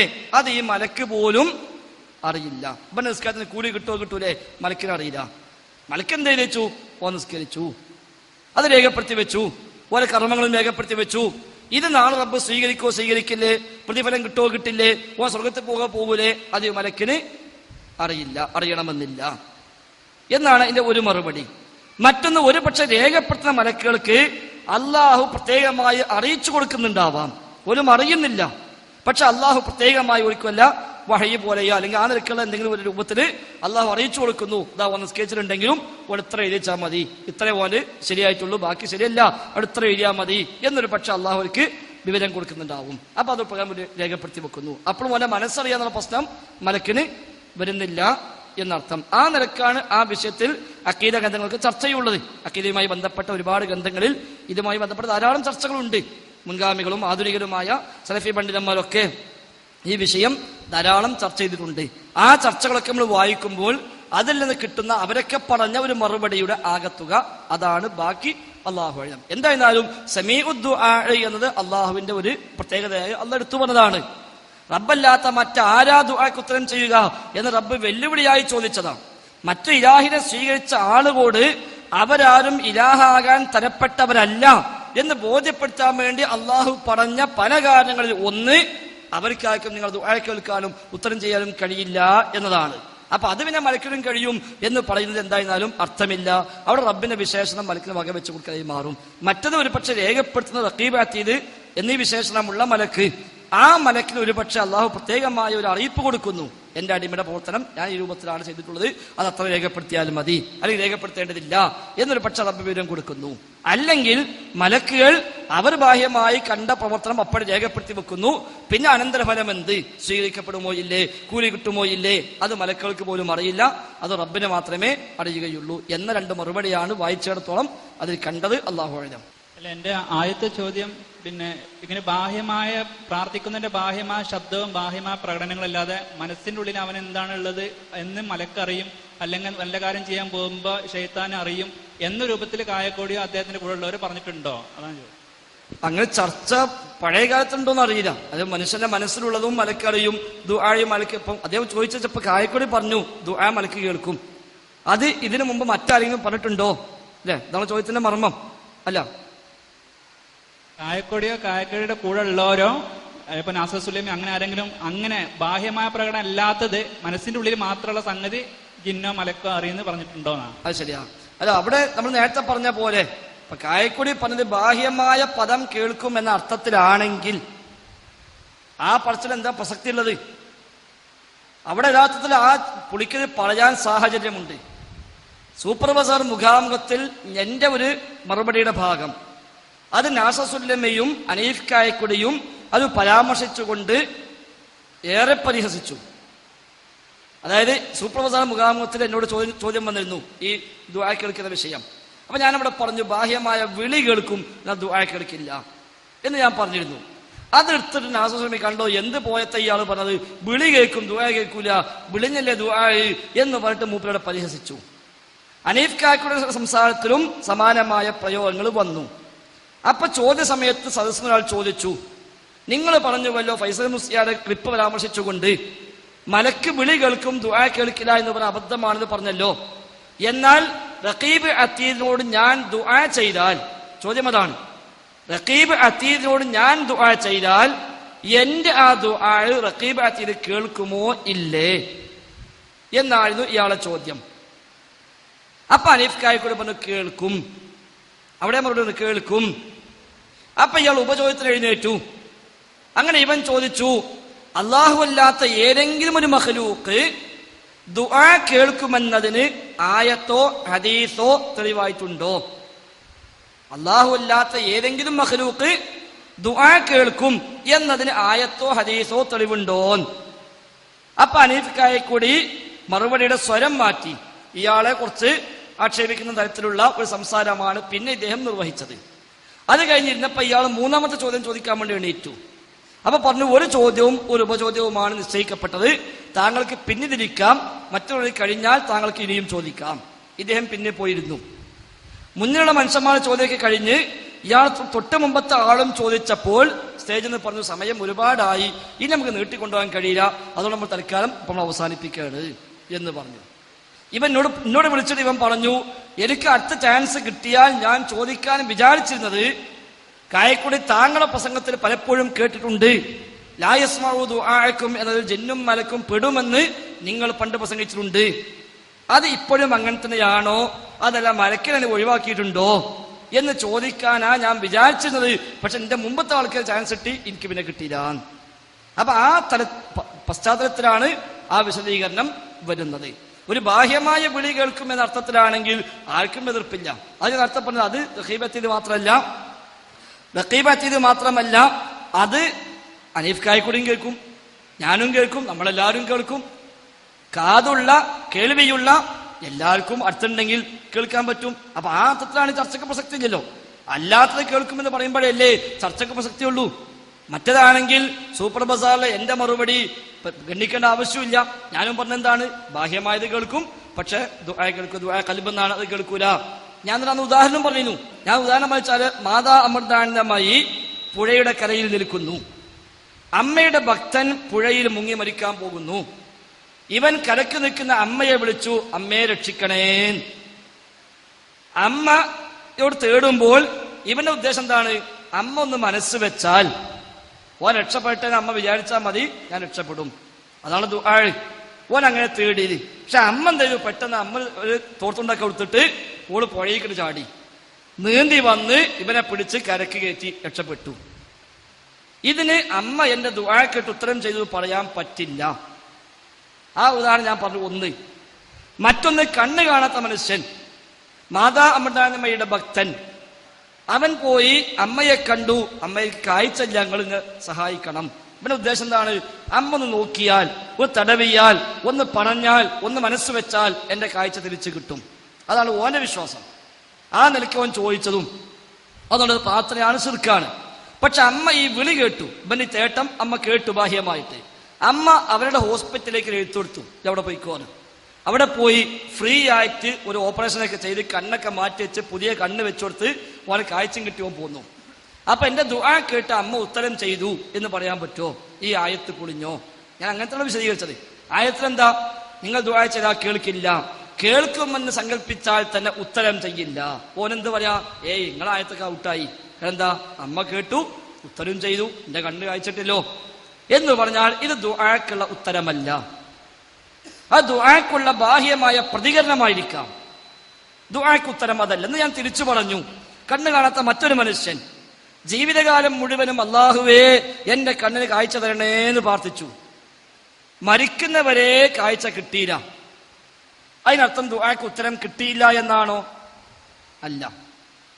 പിന്നെ എന്തുകൊണ്ട് കാഴ്ച കിട്ടിയില്ല? ഒരു പക്ഷെ ഇയാൾക്ക് കാഴ്ച കൊടുക്കാതിരിക്കലാകും ദുആക്കുള്ള ഉത്തരം. കാഴ്ച കൊടുക്കാതിരിക്കുക, അതാ ദുആക്കുള്ള ഉത്തരം. കാരണം എന്താ, ഇയാളുടെ കണക്കിൽ കാഴ്ച കിട്ടിയാൽ അത് വലിയ അനുഗ്രഹം. അള്ളാഹുവിനറിയാം ഇയാൾക്ക് കാഴ്ച കിട്ടിയാൽ ഒരു പക്ഷെ ആ കണ്ണ് കൊണ്ടുള്ള ഹറാമൊക്കെ കണ്ട് ഓൻ നരകത്ത് പോകും. അതുകൊണ്ട് ഓന് കാഴ്ച കൊടുക്കാത്തതാ നല്ലത്. അപ്പൊ കാഴ്ച കൊടുക്കൂല. അപ്പൊ കാഴ്ച തരണേ എന്ന ചോദ്യത്തിന് കാഴ്ച കൊടുക്കാതിരിക്കലാണ് ഉത്തരം. ഈ ഉത്തരം ആർക്കേ ചെയ്യാൻ കഴിയുള്ളൂ? റബ്ബിനെ ചെയ്യാൻ കഴിയുള്ളൂ. രക്ഷിക്കണേ എന്ന ചോദ്യത്തിന് പുഴയിന്ന് റബ്ബെ രക്ഷിക്കണേ എന്ന് എത്ര അലമുറയിട്ട് കരഞ്ഞു, പക്ഷെ ഓൻ മരിച്ചു. അയാൾക്ക് ദുആക്ക് ഉത്തരം കിട്ടില്ല എന്നല്ല, ഓൻ മരിക്കലാണ്, ഓനെ മുക്കിക്കൊല്ലലാണ് രക്ഷിക്കണേ എന്ന ദുആക്കുള്ള ഉത്തരം അവിടെ. ഒരു പക്ഷേ കാരണം എന്താ, ഓൻ കലക്ക് കയറി 10 കൊല്ലം കൂടെ ജീവിച്ച് കൊടിയ ശിർക്കിലകപ്പെട്ട് ഓൻ മരിച്ച് സ്വർഗം ഹറാമായി കാലാകാലം നരകത്തിൽ പോകും. ഇപ്പോ മരിച്ച തൗഹീദുള്ളവനാ ഓൻ സ്വർഗത്തിൽ പോകും. അപ്പൊ അല്ലാഹ്ക്കറിയാ ഓൻ രക്ഷിക്കണേ എന്ന് പറഞ്ഞാൽ ഓനെപ്പ കൊല്ലുക വേണ്ടത്, ഓനെ മുക്കിക്കൊന്നു. അത് ദുആക്കുള്ള ഉത്തരമാണ്. റബ്ബെ രക്ഷിക്കണേ എന്ന പ്രാർത്ഥനക്കുള്ള ഉത്തരമാണ് ഓൻ മരിച്ചത്. ഇനി ഓനത് എവിടെ കിട്ടും? പരലോകത്ത്. റസൂലുള്ളാഹി പറഞ്ഞു, ദുആക്ക് 3 രൂപത്തിലാണ് ഉത്തരം. ഒന്നുകിൽ ചോദിച്ച സംഗതി അങ്ങനെ തന്നെ കൊടുക്കും, അല്ലെങ്കിൽ മുസീബത്ത് ഒഴിവാക്കി കൊടുക്കും. അതെന്തിനാ അങ്ങനെ പറഞ്ഞത്? എന്താ അല്ലാഹ്ക്ക് കൊടുക്കാൻ പറ്റൂലേ? കൊടുക്കാൻ പറ്റും, പക്ഷെ ഓന് അത് കൊടുക്കാൻ പറ്റിയ സംഗതിയല്ല, ഓനെ കിട്ടാൻ പറ്റൂല. അപ്പൊ അല്ല അത് കൊടുക്കൂല, പകരം മുസീബത്ത് ഒഴിവാക്കി കൊടുക്കും. ഇനി ഓനെ ഒരു മുസീബത്ത് ഇല്ല, ഓനെ കണക്കാക്കിയത് ഒഴിവാക്കാൻ, അല്ലെങ്കിൽ കണക്കാക്കിയ മുസീബത്ത് ഉണ്ട്, അത് ഒഴിവാക്കാൻ പറ്റൂല, എങ്കിലോ പരലോകത്ത് അല്ലാഹു ആ ദുആക്ക് പ്രതിഫലം നൽകും. ഈ 3 രൂപത്തെ ആ ദുആക്ക് ഉത്തരം, ആ ഉത്തരം ചെയ്യാൻ അള്ളാഹ്ക്കേ കഴിയുള്ളൂ. പുഴയിൽ വീണ മനുഷ്യൻ കരക്കുള്ള അമ്മനെ വിളിച്ചു, അമ്മ ഓനെ നീന്തി രക്ഷപ്പെടുത്തി കൊണ്ടുവന്നു. ചിലപ്പോൾ അടുത്ത നിമിഷം ഓ അമ്മനെ പിടിച്ച് പുഴയിൽ കുന്തും. അപ്പൊ ഓനെ രക്ഷപ്പെടുത്തിയത് അമ്മക്കന്നെ ദോഷമായി മാറി, ഇത് അമ്മക്കറിയില്ല. അപ്പൊ ഒരു മനുഷ്യന്റെ ഭാവി ഭൂത വർത്തമാനം അറിയുന്ന ഒരുത്തന് മാത്രമേ അവന്റെ തേട്ടമറിഞ്ഞ് അതിന് ശരിയായ ഉത്തരം കൊടുക്കാൻ കഴിയുള്ളൂ. അതല്ല മാത്രം, അത് അവിടെ വിശദീകരിച്ചിട്ടുണ്ട്. അതാണ് ദുആ കേൾക്കുന്നവൻ എന്ന് പറഞ്ഞതിന്റെ അർത്ഥം, ദുആക്ക് ഉത്തരം ചെയ്യുന്നവൻ എന്ന് പറഞ്ഞതിന്റെ അർത്ഥവും അതാണ്. കടം കൊണ്ട് കുടുങ്ങിയ മനുഷ്യൻ അള്ളാഹുവെ സഹായിക്കണേ എന്ന് പ്രാർത്ഥിക്കുന്നു. അതേ മനുഷ്യൻ അയൽവാസിയായ പണക്കാരനെ പോയി കണ്ട് ഞാൻ വലിയ കടത്തില, നിങ്ങൾ സഹായിക്കുമോ എന്ന് ചോദിക്കുന്നു. ഓൻ പൈസ എടുത്തു സഹായിച്ചു. ഇത് ദുആ അല്ല, ദുആക്ക് ഉത്തരമല്ല. അള്ളാഹിനോട് തേടി ഒരു പക്ഷേ ഓൻ എന്നും ദ്വാരിക്കുന്നു, അറിയാത്ത വഴിക്ക് ഓനെ കുറച്ച് പൈസ കൊടുത്തു, അത് അൽഹംദുലില്ലാഹ് എനിക്കതായാലും പഠിച്ചോന്റെ ദുആക്ക് ഉത്തരം ചെയ്തു പറയും. ഈ പൈസ ഇട്ടില് ആ ദുആക്ക് ഉത്തരമായിരിക്കാം. ചിലപ്പോ എങ്ങനെ തോന്നുന്നു മരിക്കോളം കടം വീട്ടാൻ കഴിയില്ല, അതായിരിക്കാം ദുആക്കുള്ള ഉത്തരം. അപ്പൊ ഇവന്റെ തേട്ടത് എന്ത് കൊടുക്കണം, അത് ഭാവി ഭൂതം വർത്തമാനം അറിയുന്നവന് മാത്രമേ അത് മനസ്സിലാക്കി കൊടുക്കാൻ കഴിയുള്ളൂ. ഈ നമ്മളെ ജീവിതത്തിൽ സമാനമായ ചില പ്രവർത്തനം ഉണ്ടാവാറുണ്ട്. നമുക്കൊക്കെ ഖിയാസാക്കാൻ പറ്റിയതല്ല, അള്ളാഹുമായി നമുക്ക് ഉദാഹരണം പറയാൻ പറ്റിയതല്ലോ. നമ്മൾ വിളക്ക് എത്തിച്ചു, ഒരു കുട്ടി വിളക്ക് പിടിക്കാൻ വേണ്ടി പോകുന്നു, നമ്മൾ എന്ത് ചെയ്യാം, അത് കൊടുക്കൂല, അതാണ് ഊതെടുത്തേക്കും.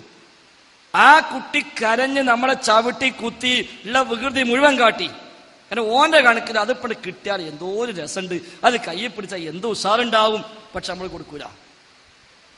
കുട്ടി എങ്ങനെ നമ്മളെ വികൃതി കാട്ടിയാലും എന്തൊക്കെ തച്ചോടച്ചാലും ഇത് നമ്മൾ കൊടുക്കൂല. കുട്ടിന്റെ കയ്യിൽ കണക്കിൽ ഇത് ലാഭമാണ്, നമുക്കറിയാം. ഇത് കുട്ടി കൊടുത്താൽ അടുത്ത നിമിഷം ഓൻ കത്തിക്കറിഞ്ഞ് പോവും. ഓൻ ആലോചിക്കുക, എന്റെ പാപ്പാക്ക് എന്നോട് ഒരു സ്നേഹവും ഇല്ല, ഈ കോലത്തിലൊക്കെ ചോദിച്ചൊന്നും തരുന്നില്ലല്ലോ. സ്നേഹമില്ലാഞ്ഞിട്ടാ കൊടുക്കാത്തത്, സ്നേഹം ഉണ്ടായിട്ടാ കൊടുക്കാത്തത്? സ്നേഹം ഉണ്ടായിട്ടാണ് കൊടുക്കാത്തത്. പകരം ചിലപ്പോൾ മിഠായി കൊടുക്കും, ബിസ്ക്കറ്റ് കൊടുക്കും, കളിക്കോപ്പ് കൊടുക്കും, ഒരു വിധം കൊടുക്കാൻ പറ്റും ഒക്കെ എടുത്ത് കൊടുക്കും. ഓനതൊന്നും വേണം, ഇത് കിട്ടിയാൽ മതി, ഇത് നമ്മൾ കൊടുക്കൂല. എങ്ങനെ ഓൻ അലമുട്ടാൻ ഞാൻ കുറച്ച് കരിഞ്ഞോ, ഇത് കൊടുക്കൂല. ഓന് ഈ വിഷയത്തില് അവന്റെ ഭാവി അപകടത്തിലാകും ഇത് കൊടുത്താൽ എന്ന് നമുക്ക് അനുഭവ സാക്ഷ്യമാണ്. അത് നമ്മൾ കൊടുക്കൂല. ഒരു മനുഷ്യന്റെ തേട്ടത്തിന് ഉത്തരം ചെയ്യാൻ അവന്റെ ഭാവി ഭൂത വർത്തമാനം അറിയുന്നവനാരോ അവന് മാത്രമേ കഴിയൂ. അതാ അല്ലാഹുവിന്റെ ചോദ്യം, അമ്മൻ യുജീബുൽ മുൽത്തറ ഇദാ ദഅഹു വയക്ഷിഫു സുഅൻഹു വയജഅലുകും ഖുലഫാഅൽ അർളി. ഉത്തരം ചെയ്യുന്നവൻ ആര്? അല്ലാഹ്. എങ്കിൽ ഇലാഹും അല്ലാഹ്, പിന്നെ എങ്ങനെ മറ്റാരാധ്യന്മാർ? അതാണ് ദുആ കേൾക്കുക പറഞ്ഞതിന്റെ ഉദ്ദേശം. നമ്മൾ ആ നിലയ്ക്ക് തന്നെ മനസ്സിലാക്കുക. അസ്സലാമു അലൈക്കും. എൻ്റെ പേര് ഷെരീഫ്. ഞങ്ങൾ യാത്രയിൽ ഈ പരിപാടി കണ്ടപ്പോൾ ഇങ്ങോട്ട് വന്നതാണ്.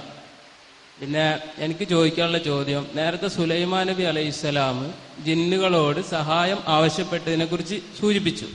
അപ്പോൾ ഉസ്താദ് പറഞ്ഞു അത് സുലൈമാൻ നബിക്ക് പ്രത്യേകമായി അള്ളാഹു നൽകിയ ഒരു കഴിവ് കൊണ്ടാണ് ചോദിച്ചത്. അപ്പൊ ഇവിടെ ചോദിച്ച ആള് ചോദിച്ചത് സുലൈമാൻ നബി ആവശ്യപ്പെട്ട ആ ആവശ്യം, അതായത് തേട്ടം, അത് ശിർക്കാണോ എന്നാണ് ചോദിച്ചത്. അപ്പൊ സാധാരണ ജിന്നുകൾക്ക് അള്ളാഹു നൽകിയ കഴിവുകളിൽ പെട്ട കഴിവിനെ നമ്മൾ ചോദിക്കുന്നത് ശിർക്കാവുകയും സുലൈമാൻ നബി ആവശ്യപ്പെട്ടത് ശിർക്കല്ലാതിരിക്കുകയും ചെയ്യുമ്പോൾ എനിക്കൊരു സംശയം, അമ്പിയാക്കന്മാർക്ക് പ്രത്യേക തൗഹീദും സാധാരണക്കാർക്ക് മറ്റൊരു തൗഹീദുമാണോ? അതാണ് എൻ്റെ ഒരു സംശയം. ഒരിക്കലും അല്ല. സുലൈമാൻ നബി ആവശ്യപ്പെട്ട ആവശ്യം, സുലൈമാൻ നബി ആവശ്യപ്പെട്ട ആവശ്യം തൗഹീദ് വിരുദ്ധമല്ല. നമ്മൾ തിരിച്ചാലോചിച്ച് നോക്കാം. സുലൈമാൻ നബി ആ ഇഫ്രീത്തിനോട് ദുആ ചെയ്താലോ അത് ശിർക്കാണ്. സുലൈമാൻ നബി പറയട്ടെ, സുലൈമാൻ നബി അലൈഹി സ്വലാം ആ ഇഫ്രീത്തിനോട് ദുആ ചെയ്താൽ ശിർക്കാണ്. സുലൈമാൻ നബിന്റെ എല്ലാ അമലും പൊളിഞ്ഞു പോകും. ഞാൻ നേരത്തെ പറഞ്ഞു, അൻആം സൂറയിൽ 88-ാമത്തെ ആയത്ത് വരെയായി 18 പ്രവാചകന്മാരുടെ പേരുണ്ട്, അതിൽ സുലൈമാൻ നബിയുടെ പേരും ഉണ്ട്. എന്നിട്ട് എന്ത് പറഞ്ഞു? അവർ ശിർക്ക് ചെയ്താൽ എല്ലാം പൊളിയും. അപ്പൊ സുലൈമാൻ നബി ചെയ്തത് ശിർക്കല്ല, അത് നമ്മൾ ചെയ്താലും ശിർക്കല്ല. പക്ഷെ നമുക്ക് അനുവാദമില്ല, സുലൈമാൻ നബിക്ക് അനുവാദമുണ്ട്. അതാണ് വ്യത്യാസം. സുലൈമാൻ ഉത്തരം കേൾക്ക്. നിങ്ങൾക്ക് രണ്ടാമത്തെ ചോദ്യം എനിക്കറിയാം, അത് വേണമെങ്കിൽ ആണ്ട് പറഞ്ഞുതരാം. ഇതിന് രണ്ടാമത്തെ ചോദ്യം ഞാൻ പറഞ്ഞുതരാം. വേണമെങ്കിൽ നിങ്ങൾക്ക് നിങ്ങൾ എന്താണോ ചോദിക്കാൻ നിങ്ങളെ മനസ്സിൽ വിചാരിച്ച് എനിക്കറിയാം, കൊയ് പറഞ്ഞിട്ടല്ല. പക്ഷേ സ്വാഭാവികമായിട്ട് നമ്മൾ ചോദ്യം കേൾക്കണമല്ലേ. അപ്പൊ നിങ്ങൾ രണ്ടാമത്തെ ചോദ്യം ചോദിക്കാൻ വേണ്ടിയാണ് ഒന്നാമത്തെ ചോദ്യം ചോദിച്ചിട്ടുണ്ട്. അതെനിക്ക് തിരിയാത്തതുകൊണ്ടല്ല, അതിന് മറുപടി എപ്പോൾ തന്നെ പറഞ്ഞുതരാം. പിന്നെ നിങ്ങൾക്ക് ചോദ്യം ആവശ്യമുണ്ട് ചോദിച്ചാൽ മതിയല്ലോ. അപ്പൊ സുലൈമാൻ നബി സ്വല്ലല്ലാഹു അലൈഹി വസല്ലം ചെയ്തത് ഒരിക്കലും ശിർക്കല്ല. ആ പണി നമ്മൾ ചെയ്താലും ശിർക്കല്ല. പക്ഷെ നമുക്ക് അനുവാദമില്ല. സുലൈമാൻ നബിക്ക് അനുവാദമുണ്ട്. അനുവാദമില്ലാത്തത് കൊണ്ട് നമ്മൾ ചെയ്താൽ ഹറാം. അനുവാദമുള്ളത് കൊണ്ട് സുലൈമാൻ നബി ചെയ്താൽ ഹറാമില്ല. എന്നാൽ ശിർക്കായ കാര്യം സുലൈമാൻ നബിക്കും ശിർക്ക് തന്നെ, നമുക്കും ശിർക്ക് തന്നെ, എല്ലാവർക്കും ശിർക്ക് തന്നെ. ഇനി എന്തുകൊണ്ട് ശിർക്ക് ആയില്ല? സുലൈമാൻ നബി സ്വല്ലല്ലാഹു അലൈഹി വസല്ലമിനെ കീഴ്പ്പെടുത്തി കിട്ടിയ ജിന്നിനെ, ആ ജിന്നിന്റെ കഴിവുകളെ ഉപയോഗിക്കുകയാണ് സുലൈമാൻ നബി ചെയ്തത്. ഇസ്തിഗാസ ചെയ്തിട്ടില്ല, സഹായം തേടിയിട്ടില്ല. സുലൈമാൻ നബിനെ കീഴിലാ പോലുള്ളത്. അപ്പൊ സഹായം തേടുമെന്ന് പറയില്ല, കൽപ്പിച്ചതാ, ഓർഡർ ഇട്ടതാ. മുഖ്യമന്ത്രി MLA സഹായം തേടിയെന്ന് പറയില്ല. MLA മുഖ്യമന്ത്രിയോട് സഹായം തേടിയെന്ന് പറയാം. മുഖ്യമന്ത്രി MLAക്ക് ഓർഡർ കൊടുക്കുക, എന്താ ഇത് പ്രശ്നം ശരിയാക്കി കൊടുക്കാത്തത്, എന്താ 1-ാം തീയതിക്ക് മുമ്പ് അത് തീർത്തു കൊടുക്കണം, ഉമ്മൻചാണ്ടി വരെ എന്നോട് സഹായം തേടിയിട്ടുണ്ട് എന്ന് അയാൾ പറയോ? അത് ഓർഡർ, കൽപ്പനയാണ്. സുലൈമാൻ നബിയുടെ കീഴിലുള്ള പ്രജകളാണ് ജിന്നുകളും ശൈത്താന്മാരൊക്കെ. ഓർക്ക് ഓർഡറാ, അതിന് സഹായം തേടുക എന്ന് പറയില്ല. അതുകൊണ്ടാണ് റാസിയൊക്കെ വെല്ലുവിളി എന്നാ ഉപയോഗിച്ചത്. വെല്ലുവിളിച്ച് ആർക്കടാ കൊണ്ടുവരാൻ കഴിയുമോ ചോദിച്ചു. നിങ്ങൾ എണീക്കുമ്പോൾ ഞാൻ കൊണ്ടുതരാം. അതൊന്നും പോയടാ, അതിന്റെ മുമ്പ് വേണം. എന്നാ കഴിയൂല, എന്നാ നോക്കിക്കോ, ഞാൻ കൊണ്ടുതരാം. അതാ വെല്ലുവിളി. റാസി റഹ്മത്തുള്ളാഹി പറഞ്ഞു, സുലൈമാനു ഇൽഹാറ മുഅ്ജിസത്തിൻ ഫതഹദ്ദാഹും അവ്വല. അതാണ് സംഭവിച്ചത്. പോട്ടെ. അപ്പൊ അവിടെ ആ ജിന്നിന്റെ കഴിവ് ഉപയോഗിക്കുകയാണ് സുലൈമാൻ നബി ചെയ്തത്. അതുകൊണ്ട് ശിർക്കിന്റെ പ്രശ്നം വരുന്നില്ല. അബോധിയ കഴിവ് സുലൈമാൻ നബി ജിന്നിനെ വകച്ചുകൊടുത്താലും ശിർക്കായി, അത് തേടിയാലും ശിർക്കായി. സുലൈമാൻ നബി ശിർക്ക് ചെയ്താലും ശിർക്ക് തന്നെയാണ്. പക്ഷെ സുലൈമാൻ നബി ചെയ്യൂല, കാരണം അമ്പിയാക്കൾ മഅ്സൂമികളാണ്. ഇനി അങ്ങനെയാണെങ്കിൽ അമ്പിയാക്കന്മാർക്ക് കൊടുത്ത കഴിവ് നമ്മൾ ചോദിച്ചാൽ അതെങ്ങനെ ശിർക്കാവുക? അതോടെ പിന്നുള്ള പ്രശ്നം അല്ലേ?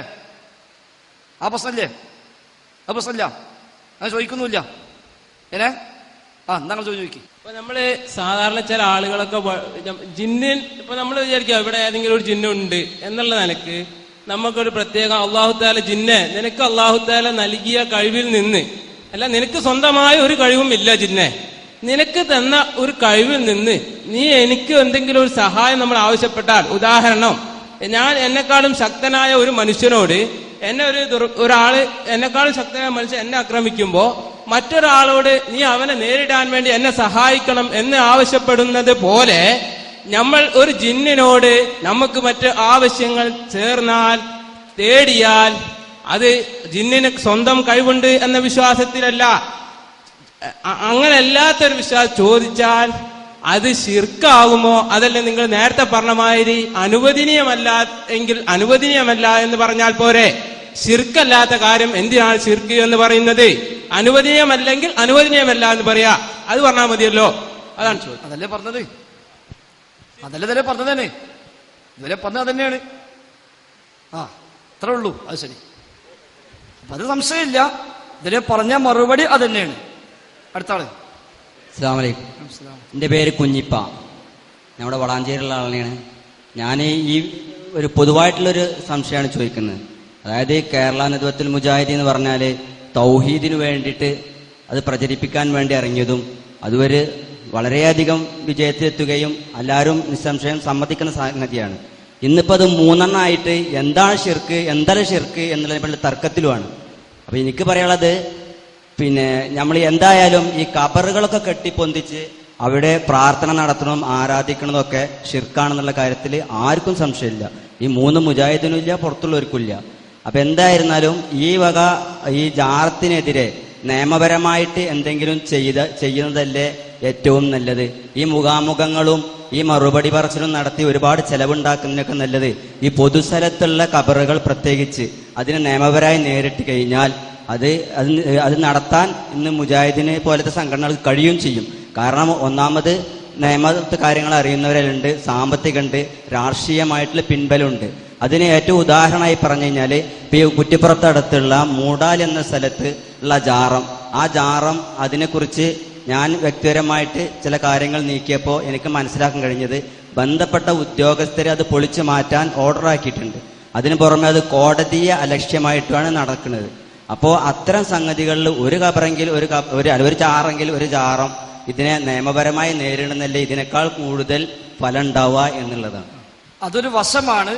ഇതിനേക്കാൾ ഫലം ഒരിക്കലും അതിന് കിട്ടില്ല. നിയമപരമായി നമുക്ക് പോകാം, പക്ഷെ ആളുകളെ വിശ്വാസം മാറാത്ത കാലത്തോളം ഇപ്പൊ സുപ്രീം കോടതി ഓർഡർ ഇട്ട് ചോദിക്കാം മൂടാല ജാറം പൊളിച്ചു നീക്കണം. അതോടെ കേരളത്തിലെ എല്ലാ സുന്നാളും ജാറത്തെ പോക്കി നിർത്തൂല. പിറ്റേന്ന് വേറെ അവിടെ ഉള്ളൊരു അതിന്റെ ലാഭം ഉണ്ടാക്കുന്ന മുസ്ലിയാർ ഉണ്ടാവുമല്ലോ, ആ ജാറത്തിലെ ലാഭം ഏത് മുസ്ലിയാർക്കാണോ കിട്ടുന്നത് ആ മുസ്ലിയാർ പിറ്റേന്ന് സ്വപ്നം കാണും. എന്ത്, ഞാൻ മൂടാലിന്ന് ഇങ്ങോട്ട് വെട്ടിച്ചെറുക്ക് താമസം മാറാൻ തീരുമാനിച്ചിട്ടുണ്ട്. മൂപ്പര് സ്വപ്നം കാണും. അങ്ങനെ അവിടെ വേറെ ജാറും പൊന്തും. അപ്പൊ ഈ മനുഷ്യന്മാർ എന്ത് ചെയ്യും? ഉസ്താദ് അപ്പോ ഭയങ്കര കഴിവുള്ള ജാറായിട്ടത്. കാരണം മൂപ്പര് ഇവിടെ പൊളിച്ചാ ഓർഡർ ഇട്ടപ്പോത്തിന് മൂപ്പര് അവിടെ അറിഞ്ഞു, ആ പേര് ഇയാൾക്ക് സ്വപ്നത്തോടെ അറിയിച്ചു, മൂപ്പര് മാറിക്കിടന്നു, അവിടെ ജാറും പൊന്തി അപ്പൊ ഞാൻ അവിടേക്കന്നെ പോകാൻ നല്ലത് എന്ന ആളുകൾ തീരുമാനിക്കും. അപ്പൊ നിയമപരമായി നേരിട്ടത് പലപ്പോഴും അത്രേ സംഭവിക്കുള്ളൂ. അത് പലപ്പോഴും അനുഭവങ്ങൾ അങ്ങനെയാണ് താനും. എന്നാൽ ഈ ജാറത്ത് കിടക്കുന്ന ആൾക്ക് ഒന്നും ചെയ്യാൻ കഴിയില്ല. മൂടാലിനെ പറ്റില്ല, അവിടെ ആളുണ്ടോന്ന് അറിയില്ല. അവിടെ ആളുണ്ടോ ഇല്ല എന്നതിന് അല്ലാഹു അഅലം. പണ്ട് കൈതന ജാറം വന്ന പോലത്തെ ആയിരിക്കും ചിലപ്പോൾ ഒരു പക്ഷേ, അങ്ങനെ ആവാം. ഉസ്താദും കുട്ടിയും കൂടി ജാറം നടത്തിയായിരുന്നു. ഉസ്താദും ശിഷ്യനും കൂടി ജാറം നടത്തി. അങ്ങനെ ജാറം നടത്തി. പിന്നെ കുറെ കഴിഞ്ഞപ്പോൾ ആൾക്കാർക്ക് വരവ് കുറഞ്ഞു, വരുമാനം കുറച്ചൊക്കെ കുറഞ്ഞപ്പോൾ ഉസ്താദ് പറയടാ ഇനിയിപ്പം രണ്ടാൾ കൂടി ഉള്ളത് ഇവിടുന്ന് കിട്ടുന്നില്ല, അതുകൊണ്ട് തൽക്കാലം പോയിട്ട് വേറെ പോലെ ജോലിയൊക്കെ ചെയ്ത് ഇങ്ങനെ ജീവിച്ചോ, ഞാൻ തൽക്കാലം തുടങ്ങി കഴിഞ്ഞ് ബാക്കിയുള്ള കുറച്ചു കാലം ആയുസും കൂടി ഉണ്ടാവുള്ളൂ, അതിങ്ങനാണ്ട് തട്ടിമുട്ടാണ്ട് പെയ്ക്കോളാം, ഇത് ചെറുപ്പക്കാരല്ലേ, ഇത് പോയിട്ട് എവിടെയും പോയി ജീവിച്ചോ എന്നിട്ട് പിന്നെ പറഞ്ഞയച്ചു. പോണൊക്കെ കഴുതനയും കൊടുത്തു, ഇതിന്റെ കയ്യെ പിടിച്ചു, എവിടെയും വല്ല ഒരു ഉപകാരപ്പെടുമല്ലോ. ഇവൻ പോണ വഴിക്ക് വഴിയിൽ ഈ കഴുത ചത്തൂന്നാ. ഇവൻ കഴിഞ്ഞ് പഠിച്ചപ്പോ ഇനിയിപ്പോ എന്താ കാട്ട, ആകെ ഉസ്താദ് തന്നൊരു സംഗതി അത് ഇത് കഴിഞ്ഞു. ഓൻ ഏതായാലും നിവൃത്തിച്ച കുറച്ചേ കരഞ്ഞു. അവസാനം അവിടെ കൊഴുത്തി ആ കഴുതന അവിടെ കുഴിച്ചിട്ട് മണ്ണൊക്കെ മൂടി ഓൻ നീച്ചു പോകാൻ തോന്നുന്നില്ല. ഓൻ നിരോധിച്ച് അവിടെ ഇങ്ങനെ ഇരിക്കുക. അപ്പോഴൊരു വണ്ടിയിൽ കുറച്ച് സമസ്തക്കാര് പോണത്. അപ്പൊ ഇവരിങ്ങനെ പോകുമ്പോ ഇവരിങ്ങനെ ഒരു ജാളത്തരമായ സാധനം ഒരാൾ ഇന്ന് കരയുന്നുണ്ട്. ഇപ്പൊ ഒരു വണ്ടി എടുത്തി അവിടെ ഇറങ്ങി വിളിച്ചു, അല്ല ഉസ്താദ് എന്താ ആരാ ഏത് മഹാന? മൂപ്പര് കരയനെയാണ്, മൂപ്പര് ഒന്നും മിണ്ടണില്ല. ഇവര് എന്ത് വെച്ചത് മൂപ്പര് മിണ്ടണില്ല. അപ്പൊ ഇത് എന്തോ കാര്യപ്പെട്ട് ഇയാൾ ഭയങ്കര ഇഖ്ലാസിൽ ഇവിടെ ഇന്ന് തോരക്കേണ്, മൂപ്പര് മിണ്ടൂല. അപ്പൊ ഇവരും അവിടെ നിന്നിട്ട് ആമി എടുത്തു. എന്നിട്ട് പോകുമ്പോ ഒരു 500 നോട്ട് മൂപ്പയ്ക്ക് വെച്ചോടുത്തു. ഇവര് പോയും ചെയ്തു. ഇവര് പോയി നോക്കുമ്പോ ഇത് തിരക്കിടില്ലടാ, ഇത് നല്ലൊരു ആശയാണല്ലോ. അപ്പൊ മൂപ്പന്തിനെ ഒന്ന് ഉഷാറാക്കി കുറച്ച് നിങ്ങളൊക്കെ കൂട്ടി അവിടെ ഒരു ബോർഡൊക്കെ വെച്ച് ഹിമാർ വലിയുല്ലാഹിനൊക്കെ പറഞ്ഞ ബോർഡൊക്കെ വെച്ച് മൂപ്പൻ അവിടെ സ്ഥിരം ഒരു കേന്ദ്രമൊക്കെ ആക്കി ജനങ്ങളുടെ വന്ന് കൂടി ഒന്നായിട്ട് ആളൊക്കെ പടവിന് അങ്ങോട്ടായി. അപ്പോഴത്തെ ഉസ്താദിന് ജാറ ഏകദേശം പൂട്ടോളത്തേക്ക് എത്തി.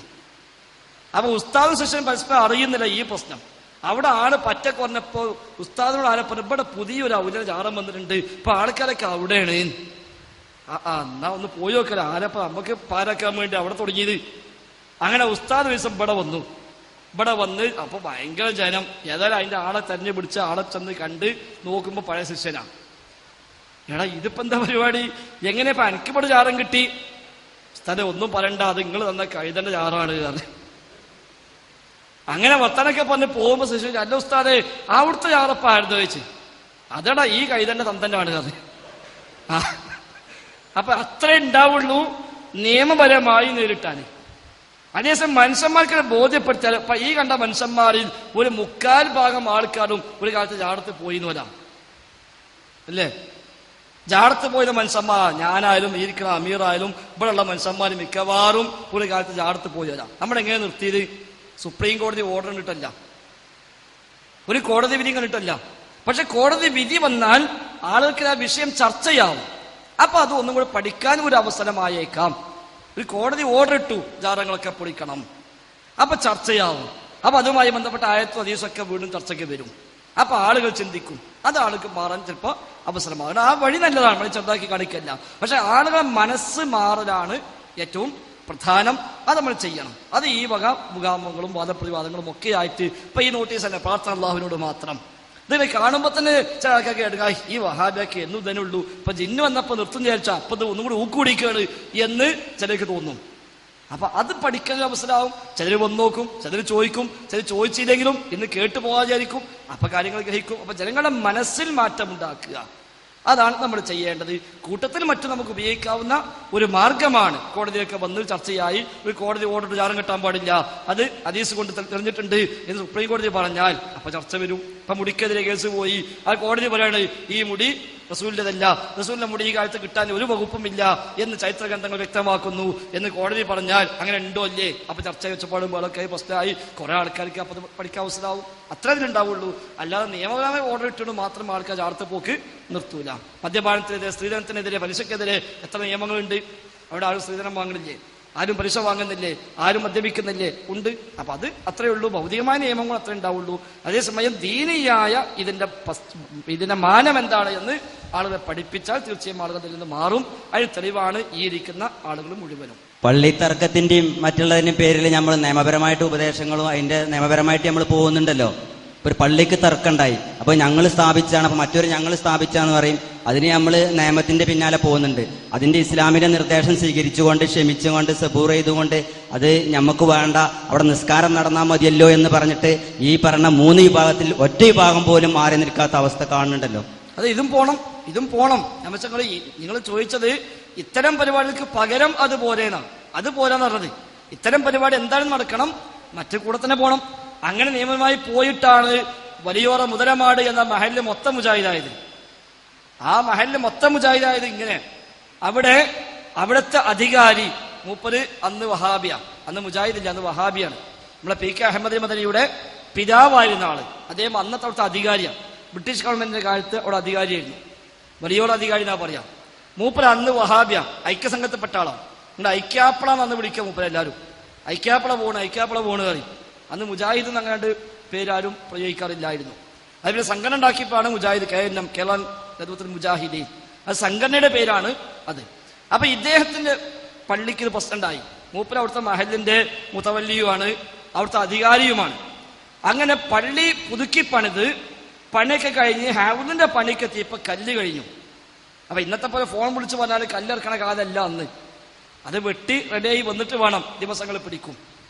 അപ്പൊ പള്ളിക്കാട്ടില് ഒരു കബറിന് ചുറ്റും കുറച്ച് കല്ല് വെച്ചിട്ടുണ്ട്. ജാറൊന്നല്ല, ഏതോ ഒരു കബറാണ്. അപ്പൊ പള്ളിക്കമ്മറ്റിന് മൂപ്പര അഭിപ്രായം പോലെ നമ്മൾ ആ കല്ലെടുത്തിട്ട് തൽക്കാലം ഹൗസ് ഉണ്ടാക്കുക. ഈ കല്ല് വരുന്ന കാലത്ത് വേണമെങ്കിൽ നമുക്ക് അവിടെ വെക്കും ചെയ്യാം. അപ്പൊ ആരും എതിര് പറഞ്ഞില്ല. ആ കല്ലെടുത്തു, ഹൗസൊക്കെ ഉണ്ടാക്കി. അപ്പൊ കുറച്ച് മൂലയന്മാരെ പ്രശ്നമുണ്ടാക്കി, ജാറം പൊളിച്ചുകൊണ്ട് പ്രശ്നമാക്കി. കാരണം ഇയാൾ വഹാബിയാണ്. അപ്പൊ ഇയാൾക്കെതിരെ ഒച്ചപ്പാടുണ്ടാക്കാൻ ഒരു പൂതിണ്ട്. ജാറം പൊളിച്ചുകൊണ്ട് ഭയങ്കര ഒച്ചപ്പാടും പ്രശ്നങ്ങളൊക്കെ പടായി. അവസാനം പോയി ഞങ്ങൾ കേസ് കൊടുക്കുന്നതാണ്. അപ്പൊ ഇദ്ദേഹം പറയുന്ന കേസ് കൊടുത്തോളിയാണ്. അങ്ങനെ കേസ് കൊടുത്തു, കോടതിക്ക് എത്തി. കോടതി വിഷയം വന്നപ്പോ ഇദ്ദേഹം ഫത്ഹുൽ മുഈനും കൊണ്ട് കോടതിക്ക് പോയി. എന്നിട്ട് കോടതിയിൽ ഇയാൾ വാദിച്ചു, ഞങ്ങളുടെ നാട് ഷാഫി മദ്ഹബ് പ്രകാരം പോകുന്ന നാടാണ്. ഷാഫി മദ്ഹബിലെ കിതാബ് പ്രകാരം ഖബർ കെട്ടിപ്പൊക്കൽ ഹറാമാണ് പൊതു ഖബർസ്ഥാനില്. ഞങ്ങളുടെ ഖബർസ്ഥാൻ പൊതു ഖബർസ്ഥാനാണ്, അവിടെ കെട്ടിപ്പൊക്കൽ ഹറാമാണ്. അവിടെ ഷാഫി മദ്ഹബ് പ്രകാരം പോകുന്ന നാടായതുകൊണ്ടാണ് അത് പൊളിച്ചത് കാരണം മൂപ്പർ അങ്ങനെ വാദിച്ചു. അത് മൂലയമായ പ്രതീക്ഷയല്ല. അങ്ങനെ ഫത്ഹുൽ മുഈനും കാണിച്ചു കൊടുത്തു. ഫത്ഹുൽ മുഈനുണ്ട്, വഹുദിമ വുജൂബൻ, നിർബന്ധമായും കെട്ടിപ്പൊക്കിയ ഖബറൊക്കെ പൊളിച്ചു മാറ്റണം. ഫത്ഹുൽ മുഈൻ 105-ാമത്തെ പേജിൽ കിതാബുൽ ജനായിസിൽ മറമാടുന്ന വിഷയം പറഞ്ഞെടുത്ത് കാണാം. വകുരിഹ ബിനാഉൻ ലഹു ഔ അലൈഹി ലിസിഹത്തിൻ നഹി അൻ ദാലിക. ഖബറിന് വേണ്ടിയോ ഖബറിന് മീതെയോ എടുപ്പുണ്ടാക്കൽ വെറുക്കപ്പെട്ട കാര്യമാണ്, കറാഹത്താണ്. കറാഹത്ത് ആവാൻ കാരണം ഹദീസിൽ വ്യക്തമായത് പാടില്ലെന്ന് പറഞ്ഞിട്ടുണ്ട്. എന്നിട്ട് മഹല്ലുൽ കറാഹ, പാടില്ല എന്ന് പറഞ്ഞത് ഇലാക്കാന മിൽക്കിൽ ബാനി, നിർമ്മിക്കുന്ന ആളുടെ സ്വന്തം സ്ഥലത്താണെങ്കിലാണ് കറാഹത്ത്. ഒയിലാക്കാന ബി മുസബ്ബല, മുസബ്ബലായ ഭൂമിയാണെങ്കിൽ ഹറുമ, ഹറാമുമാണ്. വഹുദിമ വുജൂബൻ, നിർബന്ധമായും പൊളിച്ചു മാറ്റുകയും വേണം. എന്താണ് മുസബ്ബലായ ഭൂമി? വഹിയ മഅ്താദ ബലദ ദഫ്ന ഫീഹ, നാട്ടുകാർ സാധാരണ മറവ് ചെയ്യുന്ന ഭൂമിയാണ് മുസബ്ബലായ ഭൂമി.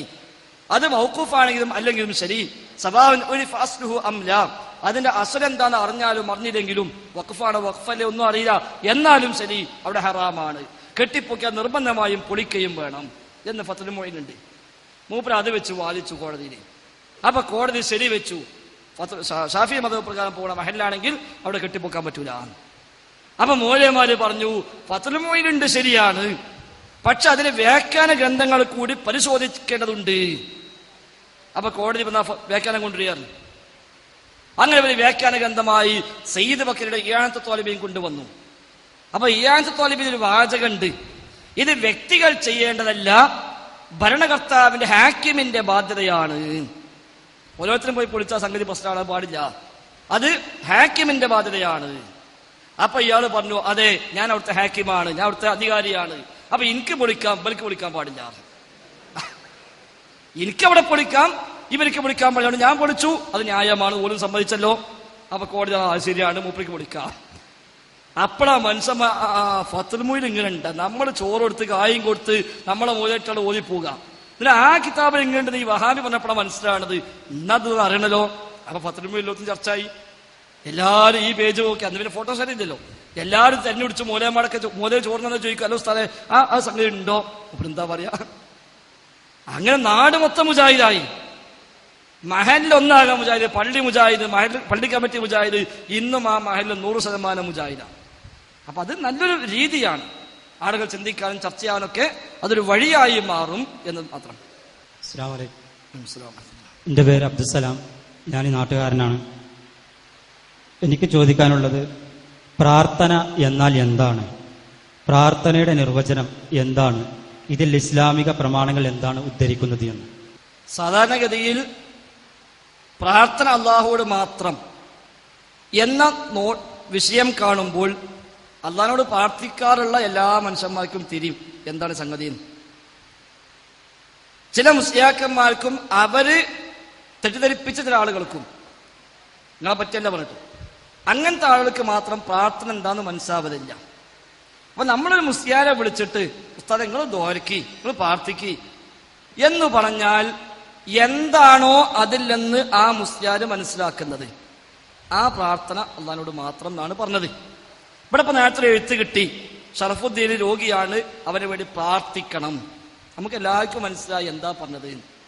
ഞാൻ പ്രാർത്ഥിച്ചു, അതും എല്ലാവർക്കും മനസ്സിലായി. പ്രാർത്ഥന എന്ന പദത്തിന് ഒരുപാട് അർത്ഥമുണ്ട്. യാചിക്കുക, ചോദിക്കുക, അർത്ഥിക്കുക, അപേക്ഷിക്കുക, താഴ്മയോട് ചോദിക്കുക എന്നൊക്കെ അർത്ഥം ആ വാക്കിനുണ്ട്. സാധാരണഗതിയിൽ മുസ്ലിമീങ്ങൾ പ്രാർത്ഥിക്കുക എന്ന് പറഞ്ഞാൽ ഒരു ആവറേജ് മുസ്ലിമിനൊക്കെ അത് ക്ലിയർ ആണ്. അതാണ് നമ്മൾ ഉദ്ദേശിച്ചത്. പിന്നെ നിർവചനം എന്താ വെച്ചാൽ, നിർവചനം പല കിതാബിലും പല രൂപത്തിലും നിർവചനം പറഞ്ഞിട്ടുണ്ട്, പല കിതാബിലും പല നിർവചനവും പറഞ്ഞിട്ടുണ്ട്. ഒരുപാട് സംവാദങ്ങൾ നമ്മൾ വിശദീകരിച്ചിട്ടുണ്ട്. അതുകൊണ്ട് പ്രാർത്ഥന എന്തിന് ചോദ്യം അത്ര പ്രസക്തല്ല എന്നതാണ് എനിക്ക് സൂചിപ്പിക്കാനുള്ളത്. അങ്ങനെയാണ് അള്ളാഹു അല്ലാത്തവർക്ക് അഭൗതികമായ സഹായമില്ല എന്ന് ഖുർആനിൽ എവിടെയെങ്കിലും ഉദ്ധരിക്കാൻ കഴിയുമോ? ഉണ്ട്. വിഷയാവതരണത്തിൽ വളരെ വിശദമായി നമ്മൾ പറഞ്ഞു. വിഷയാവതരണം താങ്കൾ ശ്രദ്ധിച്ചിട്ടുണ്ടോ എന്ന് എനിക്കറിയില്ല. താങ്കൾ അപ്പം എത്തിക്കണോ? കുറച്ച് കഴിഞ്ഞെത്തി, അതാണ് പ്രശ്നം. വിഷയാവതത്തിൽ വിശദമായി ആയത്തും ഹദീസും തഫ്സീറും എല്ലാം ഉദ്ധരിച്ചുകൊണ്ട് വളരെ വിശദമായി നമ്മൾ പറഞ്ഞിട്ടുണ്ട്. അഭൗതികമായ കഴിവുകൾ, കാര്യകാരണ ബന്ധങ്ങൾക്ക് അതീതമായ കഴിവുകൾ അള്ളാഹുവിന് മാത്രമേ ഉള്ളൂ. റബ്ബല്ലാത്ത ആർക്കും അതില്ല. ഇനി ഒറ്റ ആയത്തും കൂടി പറഞ്ഞുതരാം. സൂറത്ത് ഫാത്തിറിലെ 13, 14 ആയത്തുകൾ. അതിൽ അള്ളാഹു പറഞ്ഞു, റബ്ബല്ലാത്ത ആരോട് പ്രാർത്ഥിച്ചാലും, ആരെക്കുറിച്ചാവട്ടെ ആരോട് പ്രാർത്ഥിച്ചാലും അവരെ പറ്റി എല്ലാം അള്ളാഹ് പറഞ്ഞ പൊതുവായ പ്രയോഗമാണ് മാ യംലികൂന മിൻ ഖിത്മിർ. ഒരു കാരക്കക്കുരുവിന്റെ പാട പോലും അവർ ഉടമയാക്കുന്നില്ല. ഇതാണ് ഇപ്പൊ ആയത്തിനർത്ഥം. കാരക്കക്കുരുവിന്റെ പാട പോലും അവർ ഉടമയാക്കുന്നില്ല. നമുക്കറിയാം, ലാത്ത ജീവിച്ച കാലത്ത് ലാത്തക്ക് കാരക്കത്തോട്ടമുണ്ട്, അതിൽ കാരക്കയുണ്ട്, കാരക്കക്കുരുണ്ട്, അതിന് പാടുണ്ട്. ഇന്നലെ ഈ ആയത്തിനെതിരെ അബൂജഹല് ആ കാരക്കയുമായി വന്നിട്ടില്ല. ഇന്ന് മാതാ അമൃതാനന്ദമയോട് പ്രാർത്ഥിച്ചാൽ അവനോട് ഓതാനുള്ള ആയത്തേതാ മാ യംലികൂന മിൻ ഖിത്മിർ. കാരക്കക്കുരുവിന്റെ പാട പോലും അമ്മ ഉടമയാക്കുന്നില്ല. ഓനെന്ത് പറയും, നമുക്ക് ഹോസ്പിറ്റലുണ്ട്, മെഡിക്കൽ കോളേജ് ഉണ്ട്, 10,000 കോടിന്റെ ആസ്തിയുണ്ട്, പിന്നെ കാരക്കക്കുരുവിന്റെ പാടില്ലാന്നോ എന്തായി പറയണത് എന്ന് ഞാൻ ചോദിക്കൂല. എന്തുകൊണ്ട്? അപ്പൊ ഇല്ല എന്ന് പറഞ്ഞത് ഏതാ? ഈ പറഞ്ഞതൊക്കെ അവർക്ക് ഉണ്ടല്ലോ, ഈ പണിയപ്പെട്ട ആസ്തിയെല്ലാം അവർക്കുണ്ട്. എന്നിട്ടും പറഞ്ഞു മാ യംലികൂന മിൻ ഖിത്മിർ, കാരക്കക്കുരുവിന്റെ പാട പോലും അവർക്കില്ല. നമ്മുടെ നാട്ടിലെ മോനന്മാര് നമ്മളെ പറ്റിച്ചത് എന്താ? സ്വന്തമായി ഇല്ല എന്നാണ്, അള്ളാഹ് കൊടുത്തതേ ഉള്ളൂ. മക്കത്തെ മുസ്ലിക്കീങ്ങൾ സ്വന്തമായി ഉണ്ട് എന്ന് വിശ്വസിച്ച അവിടെയാണ് കുഴപ്പം. അപ്പൊ സ്വന്തമായി ഒളിക്കുണ്ട് വിശ്വസിച്ച ശിർക്ക് തന്നെ, കൊടുത്തതാ വിശ്വസിച്ച ശിർക്കില്ല, കുഴപ്പമില്ല എന്നാണ് മുസ്ലിയാക്കന്മാർ നിങ്ങളൊക്കെ പോലെ പല സാധാരണക്കാരെയും പറഞ്ഞു പറ്റിച്ചത്. അങ്ങനെയാണെങ്കിൽ അബൂജഹൽ ശിർക്ക് ചെയ്തിട്ടില്ല എന്ന് നമ്മൾ പറയേണ്ടി വരും. കാരണം അബൂജഹൽ ലാത്തക്ക് അള്ളൊന്നും കൊടുക്കാൻ സ്വന്തമായി കഴിവുള്ള ആളാണ് ലാത്താന്ന് അബൂജഹൽ പറഞ്ഞിട്ടില്ല. അതൊരു ബുദ്ധിയിലോട്ട് പറയില്ല. ലാത്ത നാട്ടിൽ ജനിച്ച് വളർന്ന് വന്ന് അവസാനം രോഗിയായി മരിച്ചുപോയി. ഈ ലാത്തക്ക് സ്വന്തം കഴിവുണ്ട്, അള്ളാഹ് കൊടുക്കാതെ തന്നെ എന്ന് ആ ലാത്തനെ കണ്ടൊരു മനുഷ്യൻ പറയുമോ? ഇല്ല. അപ്പൊ പിന്നെ ഇല്ല എന്ന് പറഞ്ഞ് സ്വന്തം കൊടുക്കാത്തതല്ല, സ്വന്തമായി ഇല്ല, അത് ഉറപ്പാണ്. പിന്നെ എന്താണ് അവർക്ക് ഇല്ല എന്ന് പറഞ്ഞത്? അവിടെയാണ് നമ്മുടെ കാര്യകാലം എന്ന അസ്ബാബുകൾ പറയുന്നത്. റബ്ബ് ലോകത്തെല്ലാം വെച്ചത് സബബ് മുസബ്ബബാത്താണ്, അസ്ബാബിന്റെ അടിസ്ഥാനത്തിലാണ്. അതാണ് കാര്യകാരണ ബന്ധം എന്ന് മലയാളത്തിൽ നമ്മൾ പറഞ്ഞത്. അത് റാസി റഹിമഹുല്ല സൂറത്തുൽ അംഫാലിലെ ഹുവല്ലദീ അയ്യദക ബിനസ്രിഹി വബിൽ മുഅ്മിനീൻ എന്ന ആയത്തിന്റെയും അതേപോലെ അസ്ബുക്കല്ലാഹു മഅത്തബഅക മിനൽ മുഅ്മിനീൻ എന്ന ആയത്തിന്റെയും വ്യാഖ്യാനത്തിൽ റാസി റഹിമഹുല്ല പറഞ്ഞു, രണ്ട് രൂപത്തിലാണ് സഹായങ്ങൾ ലഭ്യമാവുക. ഒന്ന്, ഈ അസ്ബാബുൽ മഅലൂഫത്തുൽ മുഅ്താദ, പതിവുള്ള സാധാരണ കാര്യകാരണ ബന്ധങ്ങളുടെ അടിസ്ഥാനത്തിൽ ലഭിക്കുന്ന സഹായം, അത് മുഅ്മിനീങ്ങളിൽ നിന്ന് ലഭിക്കുന്നു. മറ്റൊന്ന്, അസ്ബാബും മഅലൂഫത്തും മുഅ്താദ അല്ലാതെ കാര്യകാരണ ബന്ധങ്ങൾ വഴിക്കല്ലാതെ ലഭിക്കുന്ന സഹായം, അത് റബ്ബിൽ നിന്നും ലഭിക്കുന്നു എന്ന് തഫ്സീർ റാസിയിൽ കാണാൻ കഴിയും. മറ്റു പലരും രേഖപ്പെടുത്തിയിട്ടുണ്ട്. അപ്പൊ അത് ആയത്ത് കൊണ്ട് സ്ഥിരപ്പെട്ട കാര്യമാണ്, ഹദീസിൽ സ്ഥിരപ്പെട്ട കാര്യമാണ്, മുഫസ്സിറുകൾ രേഖപ്പെടുത്തിയ വിഷയവുമാണ്. അങ്ങനെയാണെങ്കിൽ ഖുർആനിൽ പറഞ്ഞല്ലോ വൽ മലായികത്തു ബഅദ ദാലിക ളഹീറ എന്ന്. ളഹീറ എന്നല്ല, ലഹീർ. വൽ മലായികത്തു ബഅദ ദാലിക ലഹീർ എന്ന് പറഞ്ഞിട്ടുണ്ട്. സത്യമാണ്. നബിക്കെതിരെ നബിയുടെ ഭാര്യമാർ ചില ആലോചനകളുമായി വന്നപ്പോൾ അല്ലാഹു തആല വിമർശിച്ചുകൊണ്ട് ആയത്തിറക്കി. വഇൻ തളാഹറ അലൈഹി ഫഇന്നല്ലാഹു വമൗലാഹു വജിബ്രീലു വസാലിഹുൽ മുഅ്മിനീൻ വൽ മലായികത്തു ബഅദ ദാലിക ലഹീർ.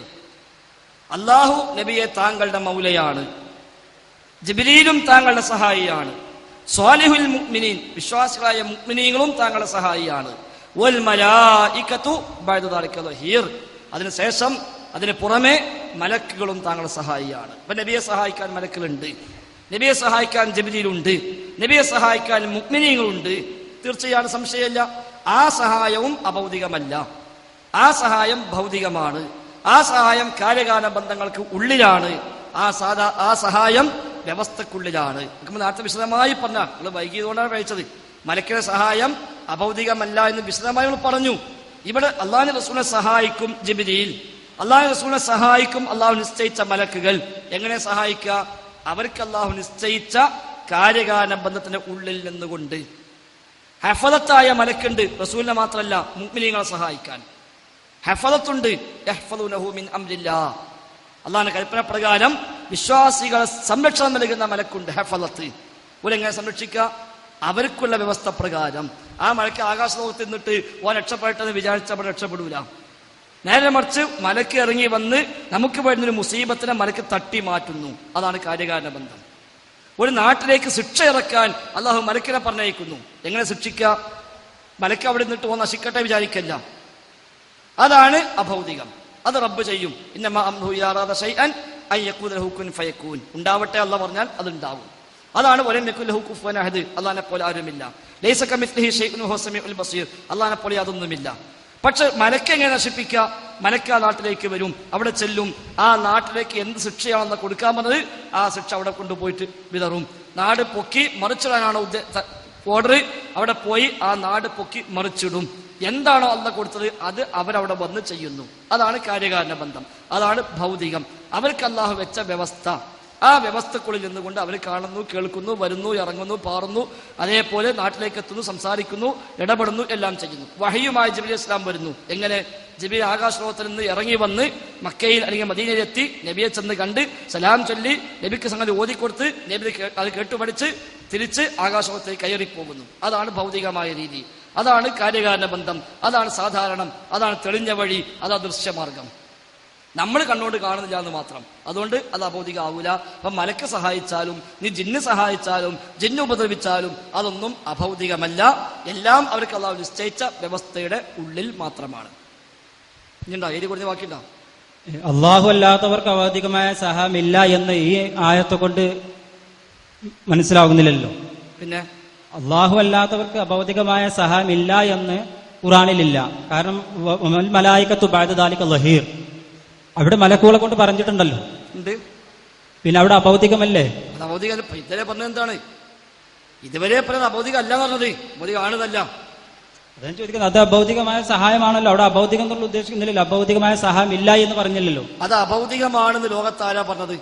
വൽ മലായികത്തു ബഅദ ദാലിക ലഹീർ എന്ന ആയത്തെ തഫ്സീറിൽ ഏതെങ്കിലും മുഫസ്സിർ ഇത് അഭൗതികമാണ്, അസ്ബാബിന് അപ്പുറത്താണ് എന്ന് രേഖപ്പെടുത്തിയ വല്ല ഉദ്ധരണിയും താങ്കൾ ശ്രദ്ധയിൽപ്പെട്ടിട്ടുണ്ടോ?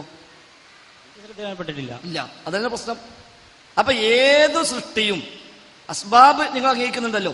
സബബ് മുസബ്ബബാത്ത് നമ്മുടെ അഖീദയുടെ കിതാബിലൊക്കെ ചർച്ച ചെയ്തതാണ്. സബബ് മുസബ്ബബാത്തിന്റെ അടിസ്ഥാനത്തിലാണ് ലോകത്തെല്ലാം നടക്കുന്നത്, അതിനപ്പുറത്ത് ഒന്നുമില്ല. മലക്കും ആ സബബിന് ഉള്ളിലാണ്, ജിന്നും ആ സബബിനുള്ളിലാണ്, ശൈത്താനും ആ സബബിനുള്ളിലാണ്, ഇൻസും ആ സബബിനുള്ളിലാണ്. സബബിന് പുറത്ത് ഒരു മഖ്ലൂക്കും ഇല്ല. എല്ലാ മഖ്ലൂക്കിനെയും അള്ളാഹു സംവിധാനിച്ചത് സബബ് മുസബ്ബബാത്ത് എന്ന വ്യവസ്ഥയിലാണ്. അതുകൊണ്ട് മലക്ക് സഹായിച്ചാലും ആ സബബിനുള്ളിൽ, ജിന്ന് ഉപദ്രവിച്ചാലും ആ സബബിനുള്ളിൽ, മനുഷ്യൻ സഹായിച്ചാലും ആ സബബിനുള്ളിൽ, അള്ളാഹു സഹായിച്ചാൽ സബബിന് അതീതം. അതാണ് വ്യത്യാസം. അപ്പൊ നമുക്കൊരു മരം ഇവിടെ എന്ത് ചെയ്യണം? നട്ടു വളർത്തണം. നമ്മൾ എന്താ ചെയ്യുക? കുഴി കുത്തി, വിത്തിട്ട്, വെള്ളമൊഴിച്ച്, വളമിട്ട്, പരിചരിച്ച് വളരാൻ ആവശ്യമായ പണികൾ നമ്മൾ ചെയ്യുന്നു. ഇതാണ് നമ്മുടെ സബബ്. ജിന്നിന്റെ ലോകത്തൊരു മരം ഉണ്ടാക്കണം. ജിന്നെന്താ ചെയ്യുക? ഓരോ ലോകത്ത് എങ്ങനെയാണോ കുഴി കുത്തുക അങ്ങനെ കുഴി കുത്തണം. അവിടെ എങ്ങനെയാണോ തയ്യ് നടുക അങ്ങനെ നടണം. അവിടെ എന്താണോ വളമിടുക ആ വളമിടണം. അവിടെ എങ്ങനെയാണോ വെള്ളം ഒഴിക്കുക അങ്ങനെ ഒഴിക്കണം, അങ്ങനെ പരിചരിക്കണം. അതാണ് സബബ്. മലക്ക് അള്ളാഹു തആലയുടെ ഓർഡർ പ്രകാരം ഇവിടെ സംഗതി ചെയ്യാൻ ഉദ്ദേശിച്ചു. മലക്കെന്താ ചെയ്യുക? ആ നാട്ടിലേക്ക് വരും, അവിടെ എത്തും, ആ സ്ഥലത്ത് ചെല്ലും, എന്തു പണിയാണ് ചെയ്യാൻ പറഞ്ഞ് ആ പണി ചെയ്ത് തിരിച്ചു പോകും. അതാണ് സബബ്. എന്നാൽ റബ്ബ് ഒരു മരം മുളപ്പിക്കാൻ ഉദ്ദേശിച്ചു. എന്താ ചെയ്യുക? ഈ സബബ് ഒന്നും വേണ്ട. അള്ളാഹ്ക്ക് അവിടെ കുഴി കുത്തണ്ട, വിത്തിടണ്ട, വളം വിടണ്ട, വെള്ളം ഒഴിക്കണ്ട, ഒന്നും വേണ്ട. പിന്നെ കുൻ ഫയക്കൂൻ, ഉണ്ടാവട്ടെ എന്ന് പറഞ്ഞാൽ അതുണ്ടാവും. അതാണ് സബബിന് അപ്പുറത്ത്. അതാണ് അഭൗതികം. അതാണ് കാര്യകാലബന്ധങ്ങൾക്ക് അതീതം. അത് റബ്ബിന് മാത്രമേ കഴിയൂ. അതുപോലെ അഹദ്. പിന്നെ ഉണ്ടാകും മുഴുജത്തിലൂടെ, കറാമത്തിലൂടെ. മുഴുജത്തിലൂടെ, കറാമത്തിലൂടെ നേരത്തെ വിശദീകരിച്ചതൊക്കെ നിങ്ങൾ വൈകി വന്നപ്പോൾ പ്രശ്നം. മുഴുജത്തിലൂടെയും കറാമത്തിലൂടെയും ഉണ്ടാകും. അവിടെ സബബില്ല. അവിടെ സബബില്ല. മൂസാ നബി വടി ഇട്ടു, വടി പാമ്പായി മാറി. എന്ത് സബബുള്ളത്? ഒരു സബബില്ല. ഒരു പാമ്പുണ്ടാവണമെങ്കിൽ രണ്ട് പാമ്പുകൾ തമ്മിൽ ഇണ ചേർന്ന് അതിന് കുഞ്ഞുങ്ങളുണ്ടായി അങ്ങനെ വരണം പാമ്പുണ്ടാവണമെങ്കിൽ. വടി ഇട്ടാൽ പാമ്പാവുക, അങ്ങനെ സബബ് ലോകത്തില്ല. പിന്നെ എങ്ങനെ ഉണ്ടായി? അത് സബബിന് പുറത്ത്. അത് റബ്ബ് നേരിട്ട് ചെയ്തു. മൂസാ നബിക്ക് പങ്കില്ല. അതുകൊണ്ട് ആ വടി പാമ്പായി മാറിയപ്പോ ആ വടിയുടെ ഉടമസ്ഥനായ മൂസാ നബി പേടിച്ചു. കാരണം മൂസാ നബിന്റെ കഴിവല്ല. പേടിച്ച് പിന്തിരിഞ്ഞോടി. അല്ല വിളിച്ചു, പേടിക്കണ്ട, പിടിച്ചോന്ന് പറഞ്ഞു. ഖുദ് ഹാ വലാ തഖഫ് ആയത്തടക്കം നമ്മൾ നേരത്തെ ഓതിയിട്ടുണ്ട്. പിടിച്ചോ, പേടിക്കണ്ട. അപ്പൊ പിടിച്ചു, സംഗതി പഴയ അവസ്ഥയ്ക്ക് മാറി. ഇവിടെ ഒരു സബബും ഇല്ല. എന്നാ അതുകൊണ്ട് ഇനി മൂസാ നബിക്ക് ഇങ്ങനെ ഇനി കഴിച്ചിലാണ്, ഇനി ഈ വടി മതി, വേറെ ഒരു പ്രശ്നമില്ല എന്ന് പറഞ്ഞാൽ അതും ചോദിറ്റിങ്ങനെ നടന്നിട്ടില്ല. ആ വടി രണ്ടാമത് മൂസാ നബി ഉപയോഗിച്ച എവിടെയാ? ഫിർഔന്റെ കൽപ്പന പ്രകാരം സാഹിര്യങ്ങളെല്ലാം വിളിച്ചുകൂട്ടി ഒരു സംവാദം സംഘടിപ്പിച്ചു. സാഹിര്യങ്ങൾ പോലെ വടിയും കയറും ഒക്കെ ഇട്ടു. അത് പാമ്പായി മാറിയതായി മൂസാ നബിക്ക് തോന്നി. മൂസാ നബി സ്വല്ലല്ലാഹു അലൈഹി വസല്ലം പേടിച്ചു. അവിടെ എന്താ പേടിക്കാൻ കാരണം? എന്റെ അടുത്ത് വടിയുണ്ട്, ഞാൻ കാണിച്ചു തരാ എന്നല്ല പറഞ്ഞത്. അവിടെ പേടിച്ചു. അല്ല വിളിച്ചു, പേടിക്കണ്ട, ഇന്നക അൻതൽ അഅല, താങ്കൾ തന്നെയാണ് വിജയിക്കുക. വഅൽഖി മാ ഫീ യമീനിക് തൽഖഫ് മാ സനഉ ഇന്നമാ സനഉ കൈദു സാഹിർ വലാ യുഫ്ലിഹു സാഹിറു ഹൈസു അതാ. സൂറത്ത് ത്വാഹ. താങ്കൾ കയ്യിൽ വടിയിട്ടുകൊള്ളുക, അത് പാമ്പായി മാറുമെന്ന് മാത്രമല്ല ഈ പാമ്പുകളെ വിഴുങ്ങും. അത് മൂസാ നബിക്ക് അറിയില്ല. ഈ ഓർഡർ കിട്ടും മുമ്പ് വടിയിട്ടാലോ അതൊട്ട് വിഴുങ്ങൂല്ല, ഒന്നും സംഭവിക്കൂല. ഓർഡർ കിട്ടിയപ്പോ വടിയിട്ടു, പാമ്പായി മാറി, എല്ലാത്തിനും വിഴുങ്ങി. മൂന്നാമത് ആ വടി ഉപയോഗിച്ച് എവിടെയാ? ഫിർഔനിൽ നിന്ന് രക്ഷപ്പെട്ട് ഇസ്രായേലിനെയും കൊണ്ട് കടൽ കടന്ന് പോകാൻ അള്ളാന്റെ ഓർഡർ വന്നു. രാത്രിക്ക് രാത്രി പോകണമെന്ന് പറഞ്ഞു. ഇവർ പിന്നാലെ വരുമെന്നും അള്ളാഹ് പറഞ്ഞു. മൂസാ നബിയും അനുയായികളും പോയി. കടലിനടുത്തെത്തി. പിന്നാണ്ട് പോകാൻ വഴിയില്ല. പിന്നില് സൈന്യം വന്നുകൊണ്ടിരിക്കുന്നു. എന്ത് ചെയ്യും? ഒപ്പമുള്ളവർ പറഞ്ഞു, യാ മൂസ ഇന്നാ ലമുദ്റകൂൻ, അല്ലയോ മൂസ, നാം പിടിക്കപ്പെട്ട് കഴിഞ്ഞു. മൂസാ നബി എന്താ പറഞ്ഞത്? എടാ, ഈ വടി വിടല്ലേ, നമ്മളൊരു അടിപ്പടടിച്ചാൽ കടലുണ്ട് പിളരും, നമുക്കണ്ട് പോകാം, നിങ്ങൾ പേടിക്കണ്ട എന്നല്ല പറഞ്ഞത്. പിന്നെ കല്ലാ ഇന്ന മഅയ റബ്ബി സയഹ്ദീൻ, അല്ല, എന്റെ കൂടെ എന്റെ റബ്ബുണ്ട്, അവൻ എനിക്കൊരു മാർഗം കാണിച്ചു തരും. പിന്നെ ഓർഡർ കിട്ടി, ഇത് റബ്ബി അസ്വാക്കൽ ബഹർ, താങ്കളെ വടി കൊണ്ട് സമുദ്രത്തിൽ അടിക്കുക. അടിച്ചു, രണ്ടായി പേർന്നു. ഓരോ പിളർപ്പും പർവ്വതം കണക്കെ മാറി നിന്നു. ഈ ഓർഡർ കിട്ടും മുമ്പ് അടിച്ചാലോ ഒന്നും സംഭവിക്കൂല. നാലാമത് ആ വടി ഉപയോഗിച്ച് എവിടെയാ? ഇസ്രായേലിൽ വന്ന് പരാതി പറഞ്ഞു മൂസാ നബിയോട്, മഴയില്ല, വെള്ളമില്ല, വെള്ളമില്ല, പരാതി പറഞ്ഞു. മൂസാ നബി സ്വല്ലല്ലാഹു അലൈഹി വസല്ലം അല്ലാഹുവോട് പ്രാർത്ഥിച്ചു. വഇസ്തസ്ഖാ മൂസാ ലിഖൗമിഹി, തന്റെ ജനതയ്ക്ക് വേണ്ടി മൂസാ അലൈഹി സ്വലാം അല്ലാഹുവോട് മഴയ്ക്ക് വേണ്ടി തേടി. മൂസാ നബി എന്ത് പറഞ്ഞില്ല? ഒരു കല്ലിൽ കൊണ്ടേ വടി വീണ്ട് ഞാൻ അടിച്ചിട്ട് വെള്ളം പൊട്ടിച്ചേരാ എന്നല്ല പറഞ്ഞത്. അള്ളാഹ് തേടി. അള്ളാഹിന്റെ ഓർഡർ വന്നു, ഇത് റബ്ബി അസ്വാക്കൽ ഹജർ, ആ വടി കൊണ്ട് പാറക്കടിക്കുക. അടിച്ചു. അപ്പൊ 12 അരുവികൾ പൊട്ടി ഒഴുകി. ഈ ഓർഡർ കിട്ടുമ്പോൾ അടിച്ചാലോ ഒന്നും സംഭവിക്കൂല. അപ്പൊ മുഴുജിയത്ത് സബബുകൾക്ക് അതീതമാണ്. ഒരു വടി കൊണ്ട് പാറക്കടിച്ചാൽ വെള്ളം വരാൻ സബബില്ല. ഒരു വടി കൊണ്ട് കടലിനടിച്ചാൽ കടലിൽ പിളരുക സബബില്ല, കാര്യകാല ബന്ധമില്ല, അതിനപ്പുറത്താണ്. അത് റബ്ബ് നേരിട്ട് നടത്തിയ. അതുകൊണ്ട് ആ സിഹിറിൽ അഗ്രഗണ്യരായ സാഹിര്യങ്ങൾ പോലും ഇത് കണ്ടപ്പോ എന്ത് പറഞ്ഞു? ആമന്നാ ബിറബ്ബിൽ ആലമീൻ, ഞങ്ങൾ വിശ്വസിച്ചിരിക്കുന്നു. എന്തിനു വിശ്വസിച്ചത്? ഓരോട് മൂസാ നബി സ്വല്ലല്ലാഹു അലൈഹി വസല്ലം അതിന്റെ മുമ്പ് വഴുതു പറഞ്ഞിട്ടില്ല, തൗഹീദ് പറഞ്ഞിട്ടില്ല, അള്ളാഹിനെ പരിചയപ്പെടുത്തിയിട്ടില്ല, പരലോകം പറഞ്ഞിട്ടില്ല. പക്ഷെ ഈ വടി മറ്റു വടികളെ വിഴുങ്ങിയത് കണ്ടപ്പോൾ ഓല് വിശ്വസിച്ചു. എന്തുകൊണ്ടാണ് വിശ്വസിച്ചത്? വിശ്വസിച്ചു മാത്രമല്ല, കയ്യും കാലും വെട്ടും എന്നപ്പം എന്തും ചെയ്തോ, ദുന്യാവിലല്ലേ ചെയ്യുള്ളൂ, ഒന്നും വരാനില്ല. ഇത് പലയാളെ ഈമാൻ എവിടെ കിട്ടിയത്? അവർ ചെയ്തത് സിഹിറാണ്, മായാജാലമാണ്. അത് സബബിന് ഉള്ളിലാണ്, അത് സബബിനുള്ളിൽ, കാര്യകാമത്തിന് ഉള്ളിലാണ്. അതുകൊണ്ട് ചെയ്താൽ എത്ര ചെയ്യാ ഓലിക്കറിയാം, ഫിറൗന് അറിയില്ലെങ്കിലും. എന്നാലും മൂസാ നബി സ്വല്ലല്ലാഹു അലൈഹി വസല്ലം ഇപ്പൊ ചെയ്തത് സിഹിറോണ് ചെയ്യാൻ പറ്റിയ പണിയല്ലാന്ന് ഓലിക്കറിയാം. സബബിന് ഉള്ളിലല്ലാന്ന് അറിയാം, സബബിന് അപ്പുറത്താണ്. മൂസക്ക് അത് കഴിയില്ലാന്ന് അറിയാം. അപ്പൊ എന്ത് മനസ്സിലായി? അപ്പൊ മൂസ പറഞ്ഞത് ശരിയാ, അതിനപ്പുറത്ത് ഒരു റബ്ബുണ്ട് അലൈഹിസ്സലാം. ആ മൂസ അലൈഹി സ്വലാത്തു വസ്സലാം പറഞ്ഞ റബ്ബ് സത്യമാണ്. ഒരാൾ വിശ്വസിച്ചു, ഓയ്ക്ക് ബോധ്യമായി. ഫിർഔൻ എന്ത് പറഞ്ഞു? ഇന്നഹു ലകബീറുക്കും അല്ലമക്കും സിഹിർ, നിങ്ങളെ സിഹിർ പഠിപ്പിച്ച വല്യോനാണ് ബനീർ. പക്ഷെ ഓൽക്കൽ എന്ത് സിഹിറല്ല, എന്നാ മൂസ അലൈഹി സ്വലാത്തു വസ്സലാം ചെയ്യാൻ പറ്റുന്ന പണിയുമല്ല. പിന്നെ എങ്ങനെ ചെയ്തു? സബബിന് അതീതം. അപ്പൊ അള്ളാഹനെ മനസ്സിലായി. ഒറ്റൊന്നും കൂടി പറഞ്ഞുതരാം. മറിയം ബീവിയുടെ മുമ്പിൽ സുഭിക്ഷമായ ഭക്ഷണം വന്നു, കറാമത്താണ്. ഖുർആൻ എടുത്തു പറഞ്ഞ കറാമത്ത്, അത് സബബിന് അപ്പുറത്താണ്. സക്കറിയ നബി സ്വല്ലല്ലാഹു അലൈഹി വസല്ലം കടന്നു വരുമ്പോഴെല്ലാം ഭക്ഷണം കാണുന്നു. ചോദിക്കുന്നു എവിടുന്നാണ്? ഹുവ മിൻ ഇൻദില്ലാ, റബ്ബിൽ നിന്നാണ്. ഇന്നല്ലാഹു യർസുഖു മൻ യശാ ബിഗൈരി ഹിസാബ്. ഇത് സബബിന് അപ്പുറത്താണ്. ഒരാൾ 3 നേരം മോതിലേക്ക് ചോറുണ്ടാണോ പോലെ പാത്രത്തിൽ കൊണ്ടു കൊടുക്കണമെങ്കിലോ കറാമത്താവോ? കറാമത്താവൂല. ഇപ്പൊ ഇത് കറാമത്തായി. ഈ കറാമത്ത് കണ്ടു ആര്? സക്കറിയ അലൈഹിസ്സലാം. സക്കറിയ നബി ചെയ്തത് എന്താ? തന്റെ കറാമത്തുള്ള നിങ്ങൾ ഉണ്ടായിട്ടാ ഞാൻ കുട്ടിയില്ലാതെ ഇടങ്ങാറാകണത്, എനിക്ക് കുട്ടിയെ തരണമെന്ന് ബീബിനോട് പറഞ്ഞേക്കല്ല. സൂറത്ത് ആലി ഇമ്രാനിൽ ഈ സംഭവം പറഞ്ഞിട്ട് അടുത്ത ആയത്ത് എന്താ അറിയോ? ഹുനാലിക ദഅ സക്കറിയ റബ്ബഹു, അവിടെ വെച്ച് സക്കറിയ നബി തന്റെ റബ്ബിനോട് പ്രാർത്ഥിച്ചു. അവിടെ വെച്ച് സക്കറിയ നബി തന്റെ റബ്ബിനോട് പ്രാർത്ഥിച്ചു. അപ്പൊ കറാമത്ത് കണ്ടപ്പോ റബ്ബിനെ മനസ്സിലായി, കറാമത്ത് കണ്ടപ്പോ റബ്ബിനെ മനസ്സിലായി. അപ്പൊ കറാമത്തും മുഴുവത്തും റബ്ബിൽ നിന്നാണ്, അത് സബബിന് അതീതമാണ്. ഈ ലോകത്ത് നടക്കുന്ന വല്ലതും സബബിന് അതീതമായിട്ടുണ്ടെങ്കിൽ കറാമത്തും മുഴുവത്തും മാത്രം. അത് അവരെ കഴിവല്ല, അവർക്ക് വിട്ടുകൊടുത്തിട്ടില്ല. റബ്ബ് ഉദ്ദേശിക്കുമ്പോൾ റബ്ബ് ഉദ്ദേശിക്കുന്ന ആളുകളിലൂടെ റബ്ബ് ഉദ്ദേശിക്കുന്ന കാര്യം റബ്ബ് നടപ്പാക്കുന്നു, വേറൊന്നുമില്ല. അപ്പൊ കഴിവ് ഏത് സൃഷ്ടിയുടെയും കാര്യകാലബന്ധങ്ങൾക്കുള്ളിലാണ്. ആ അർത്ഥത്തിൽ ഭൗതികമാണ്, അഭൗതികമല്ല. ബുഖാരിയിലെ ഹദീസുണ്ട്, ജാബിർ ഇബ്നു അബ്ദുല്ലാഹി റളിയല്ലാഹു അൻഹു ഉദ്ധരിക്കുന്ന ഒരു ഹദീസ്. അത് ഹുദൈബിയ രണാങ്കണത്തിലേക്ക് യുദ്ധത്തിന് പോകുന്ന സഹാബാക്കൾക്ക് വുളൂ ചെയ്യാൻ വെള്ളമില്ലാത്ത സമയത്ത് അള്ളാഹുവിന്റെ റസൂലിനോട് പരാതിപ്പെട്ട ഒരു സംഭവം. അങ്ങനെ അള്ളാഹുവിന്റെ റസൂലിനോടാണല്ലോ അവർ പരാതിപ്പെട്ടത് എന്ന് അവർക്ക് അള്ളാഹുവിനോട് ഡയറക്റ്റ് ചോദിച്ചാൽ പോരായിരുന്നു? മതി. അള്ളാഹുവിനോട് പ്രാർത്ഥിച്ച സംഭവം ഇഷ്ടം പോലെ ഉണ്ട്. നബിയോട് ചോദിക്കാം. നബി ജീവിച്ചിരിക്കുന്ന കാലത്ത് നബിയോട് തന്നെയാണ് ചോദിക്കേണ്ടത്, മഴയ്ക്ക് മാത്രമല്ല. അപ്പൊ മൂസാ നബിയുടെ സംഭവം പറഞ്ഞില്ലേ? മൂസാ നബിയോട് വന്ന അനുയായികൾ പറഞ്ഞു എന്ത്? മഴയില്ല. മൂസാ നബി ദുആ ചെയ്തു. അള്ളാഹുവിന്റെ റസൂൽ മിമ്പറുമ നിൽക്കും സഹാബികളെന്ന് പറഞ്ഞു, റസൂലേ മഴയില്ല. നബി ദുആ ചെയ്തു. പലതുമുണ്ട്, പല വിഷയങ്ങളുമുണ്ട്. നബി ജീവിച്ചിരിപ്പുണ്ടെങ്കിൽ നബിയോട് തന്നെയാണ് പറയേണ്ടത്, സംശയമൊന്നുമില്ല. എന്നാൽ നബിയുടെ വഫാത്തിന് ശേഷം സഹാബിമാരാരെങ്കിലും നബിയോട് അങ്ങനെ തേടിയോ? ഒരിക്കലുമില്ല. നബി വഫാത്തായതോടുകൂടി മഴയില്ലാതെ പ്രശ്നം വന്നു, അന്ന് തേടിയോ? തേടിയില്ല. അസുഖം വന്നു, റസൂലെ ഷിഫയാക്കണേ പറഞ്ഞോ? പറഞ്ഞില്ല. കടം കൊണ്ട് കുടുങ്ങി, റസൂലെ സഹായിക്കണേ പറഞ്ഞോ? പറഞ്ഞില്ല. ഇപ്പൊ മുസ്ലിയാക്കന്മാര് പറഞ്ഞ എന്താ? ഇഹ്ദിനസ് സിറാത്തൽ മുസ്തഖീം എന്ന് വരെ മുഹീദ്ദീൻ ശൈഖിനോട് പറയാം. മംഗലാപുരം സംഭവത്തിന് MT അബൂബക്കർ ദാരിമി അത് സ്വഹാബത്ത് ചെയ്തില്ല. ജലാലുദ്ദീൻ സുയൂത്തി റഹിമഹുള്ളയുടെ അൽ അംറു ബിൽ ഇത്തിബാ എന്ന കിതാബിൽ അദ്ദേഹം പറയുന്നു, വഅന്ന സ്വഹാബ വഖദ് അജ്റബു മറാത്തിൻ വദഹമതുഹും നവാഇബ ബഅദ മൗതിഹി സ്വല്ലല്ലാഹു അലൈഹി വസല്ലം ഫഹല്ലാ ജാഉ വസ്തസ്ഖൗ വസ്തഗാസു ഇൻദ ഖബ്രി നബിയി സ്വല്ലല്ലാഹു അലൈഹി വസല്ലം.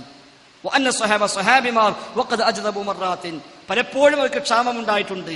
വദഹമതുഹും നവാഇബു, പല വിപത്തുകളും അവർക്ക് വന്നിട്ടുണ്ട്. ബഅദ മൗതിഹി സ്വല്ലല്ലാഹു അലൈഹി വസല്ലം, നബിയുടെ വഫാത്തിന് ശേഷം. ഫഹല്ലാ ജാഉ, എന്തേ അവർ വന്നില്ല? വസ്തസ്ഖൗ, മഴയെ തേടിയില്ല. വസ്തഗാസു, ഇസ്തിഗാസ ചെയ്തില്ല. ഇൻദ ഖബ്രി നബി സ്വല്ലല്ലാഹു അലൈഹി വസല്ലം, നബിയുടെ ഖബറിൽ വന്നിട്ട്. എന്നിട്ട് അദ്ദേഹം പറഞ്ഞ വാക്കെന്താ അറിയോ? ജലാലുദ്ദീൻ സുയൂത്തി അൽ അംറു ബിൽ ഇത്തിബാ എന്ന കിതാബിൽ ശേഷം പറയുന്നു, ഫഖ്തദി അയ്യുഹൽ മുസ്ലിം, മുസ്ലിമേ നീ പിന്തുടരണം. ഇൻ കുന്ത അബ്ദല്ലാ, നീ അള്ളാന്റെ അടിമയാണെങ്കിൽ ബി സലഫിക സ്വാലിഹ്, നിന്റെ ഈ സലഫു സ്വാലിഹ്കളെ വഴി നീ പിൻപറ്റണം. ഫലാ തദഉ ഇല്ലല്ലാ, അവിടെ റബ്ബിനോടല്ല ദുആ ചെയ്യല്ല. വലാ തസ്തഇൻ ഇല്ലാ ബിഹി, റബ്ബിനോടല്ല ഇസ്തിആൻ ചെയ്യല്ല. അപ്പൊ അതാണ് സ്വഹാബത്തിന്റെ നടപടിക്രമം. റസൂൽ ജീവിച്ചിരിപ്പുണ്ടോ? നമുക്ക് പോയി പറയാം. സ്വാലിഹായ മനുഷ്യന്മാർ ജീവിച്ചിരിപ്പുണ്ടോ? പറയാം. ഉസ്താദെ സുഖജനം ദുആ ചെയ്യണം, ബുദ്ധിമുട്ട് നിങ്ങൾ പ്രാർത്ഥിക്കണം, പറയാം. തയ്യാറില്ല. റസൂലോട് പറഞ്ഞിട്ടുണ്ട്, റസൂല് പരിഹാരം നിർദ്ദേശിച്ചിട്ടുണ്ട്. മുഴുജത്തിലൂടെ പലർക്കും പരിഹാരം കിട്ടിയിട്ടുണ്ട്, അല്ലാതെ കിട്ടിയിട്ടുണ്ട്, എല്ലാം ഉണ്ട്. അത് നബിയുടെ ജീവിതകാലത്ത് ഉണ്ടായിട്ടുണ്ട്, സംശയമില്ല. ശേഷം ഉണ്ടായോ? ഇല്ല. ജാബിർ തന്നെ അദ്ദേഹം, നിങ്ങൾ പറഞ്ഞ അതേ ഉദ്ധരിച്ചത് അദ്ദേഹമാണല്ലോ. ജാബിർന്റെ പിതാവ് അബ്ദുല്ലാഹു ഉഹദിൽ കൊല്ലപ്പെട്ട ആളാണ്. ഉഹദിലേക്ക് പോകുമ്പോൾ തലേന്ന് രാത്രി വാപ്പ മോനോട് പറഞ്ഞ കാര്യം ഇമാം മുസ്ലിം ഉദ്ധരിച്ചിട്ടുണ്ട്. വാപ്പ പറയാം, മോനെ, നാളെ യുദ്ധത്തിലേക്ക് പോയാൽ 1-ാമത്തെ ദിവസം തന്നെ ഞാൻ കൊല്ലപ്പെടുമെന്ന എന്റെ പ്രതീക്ഷ.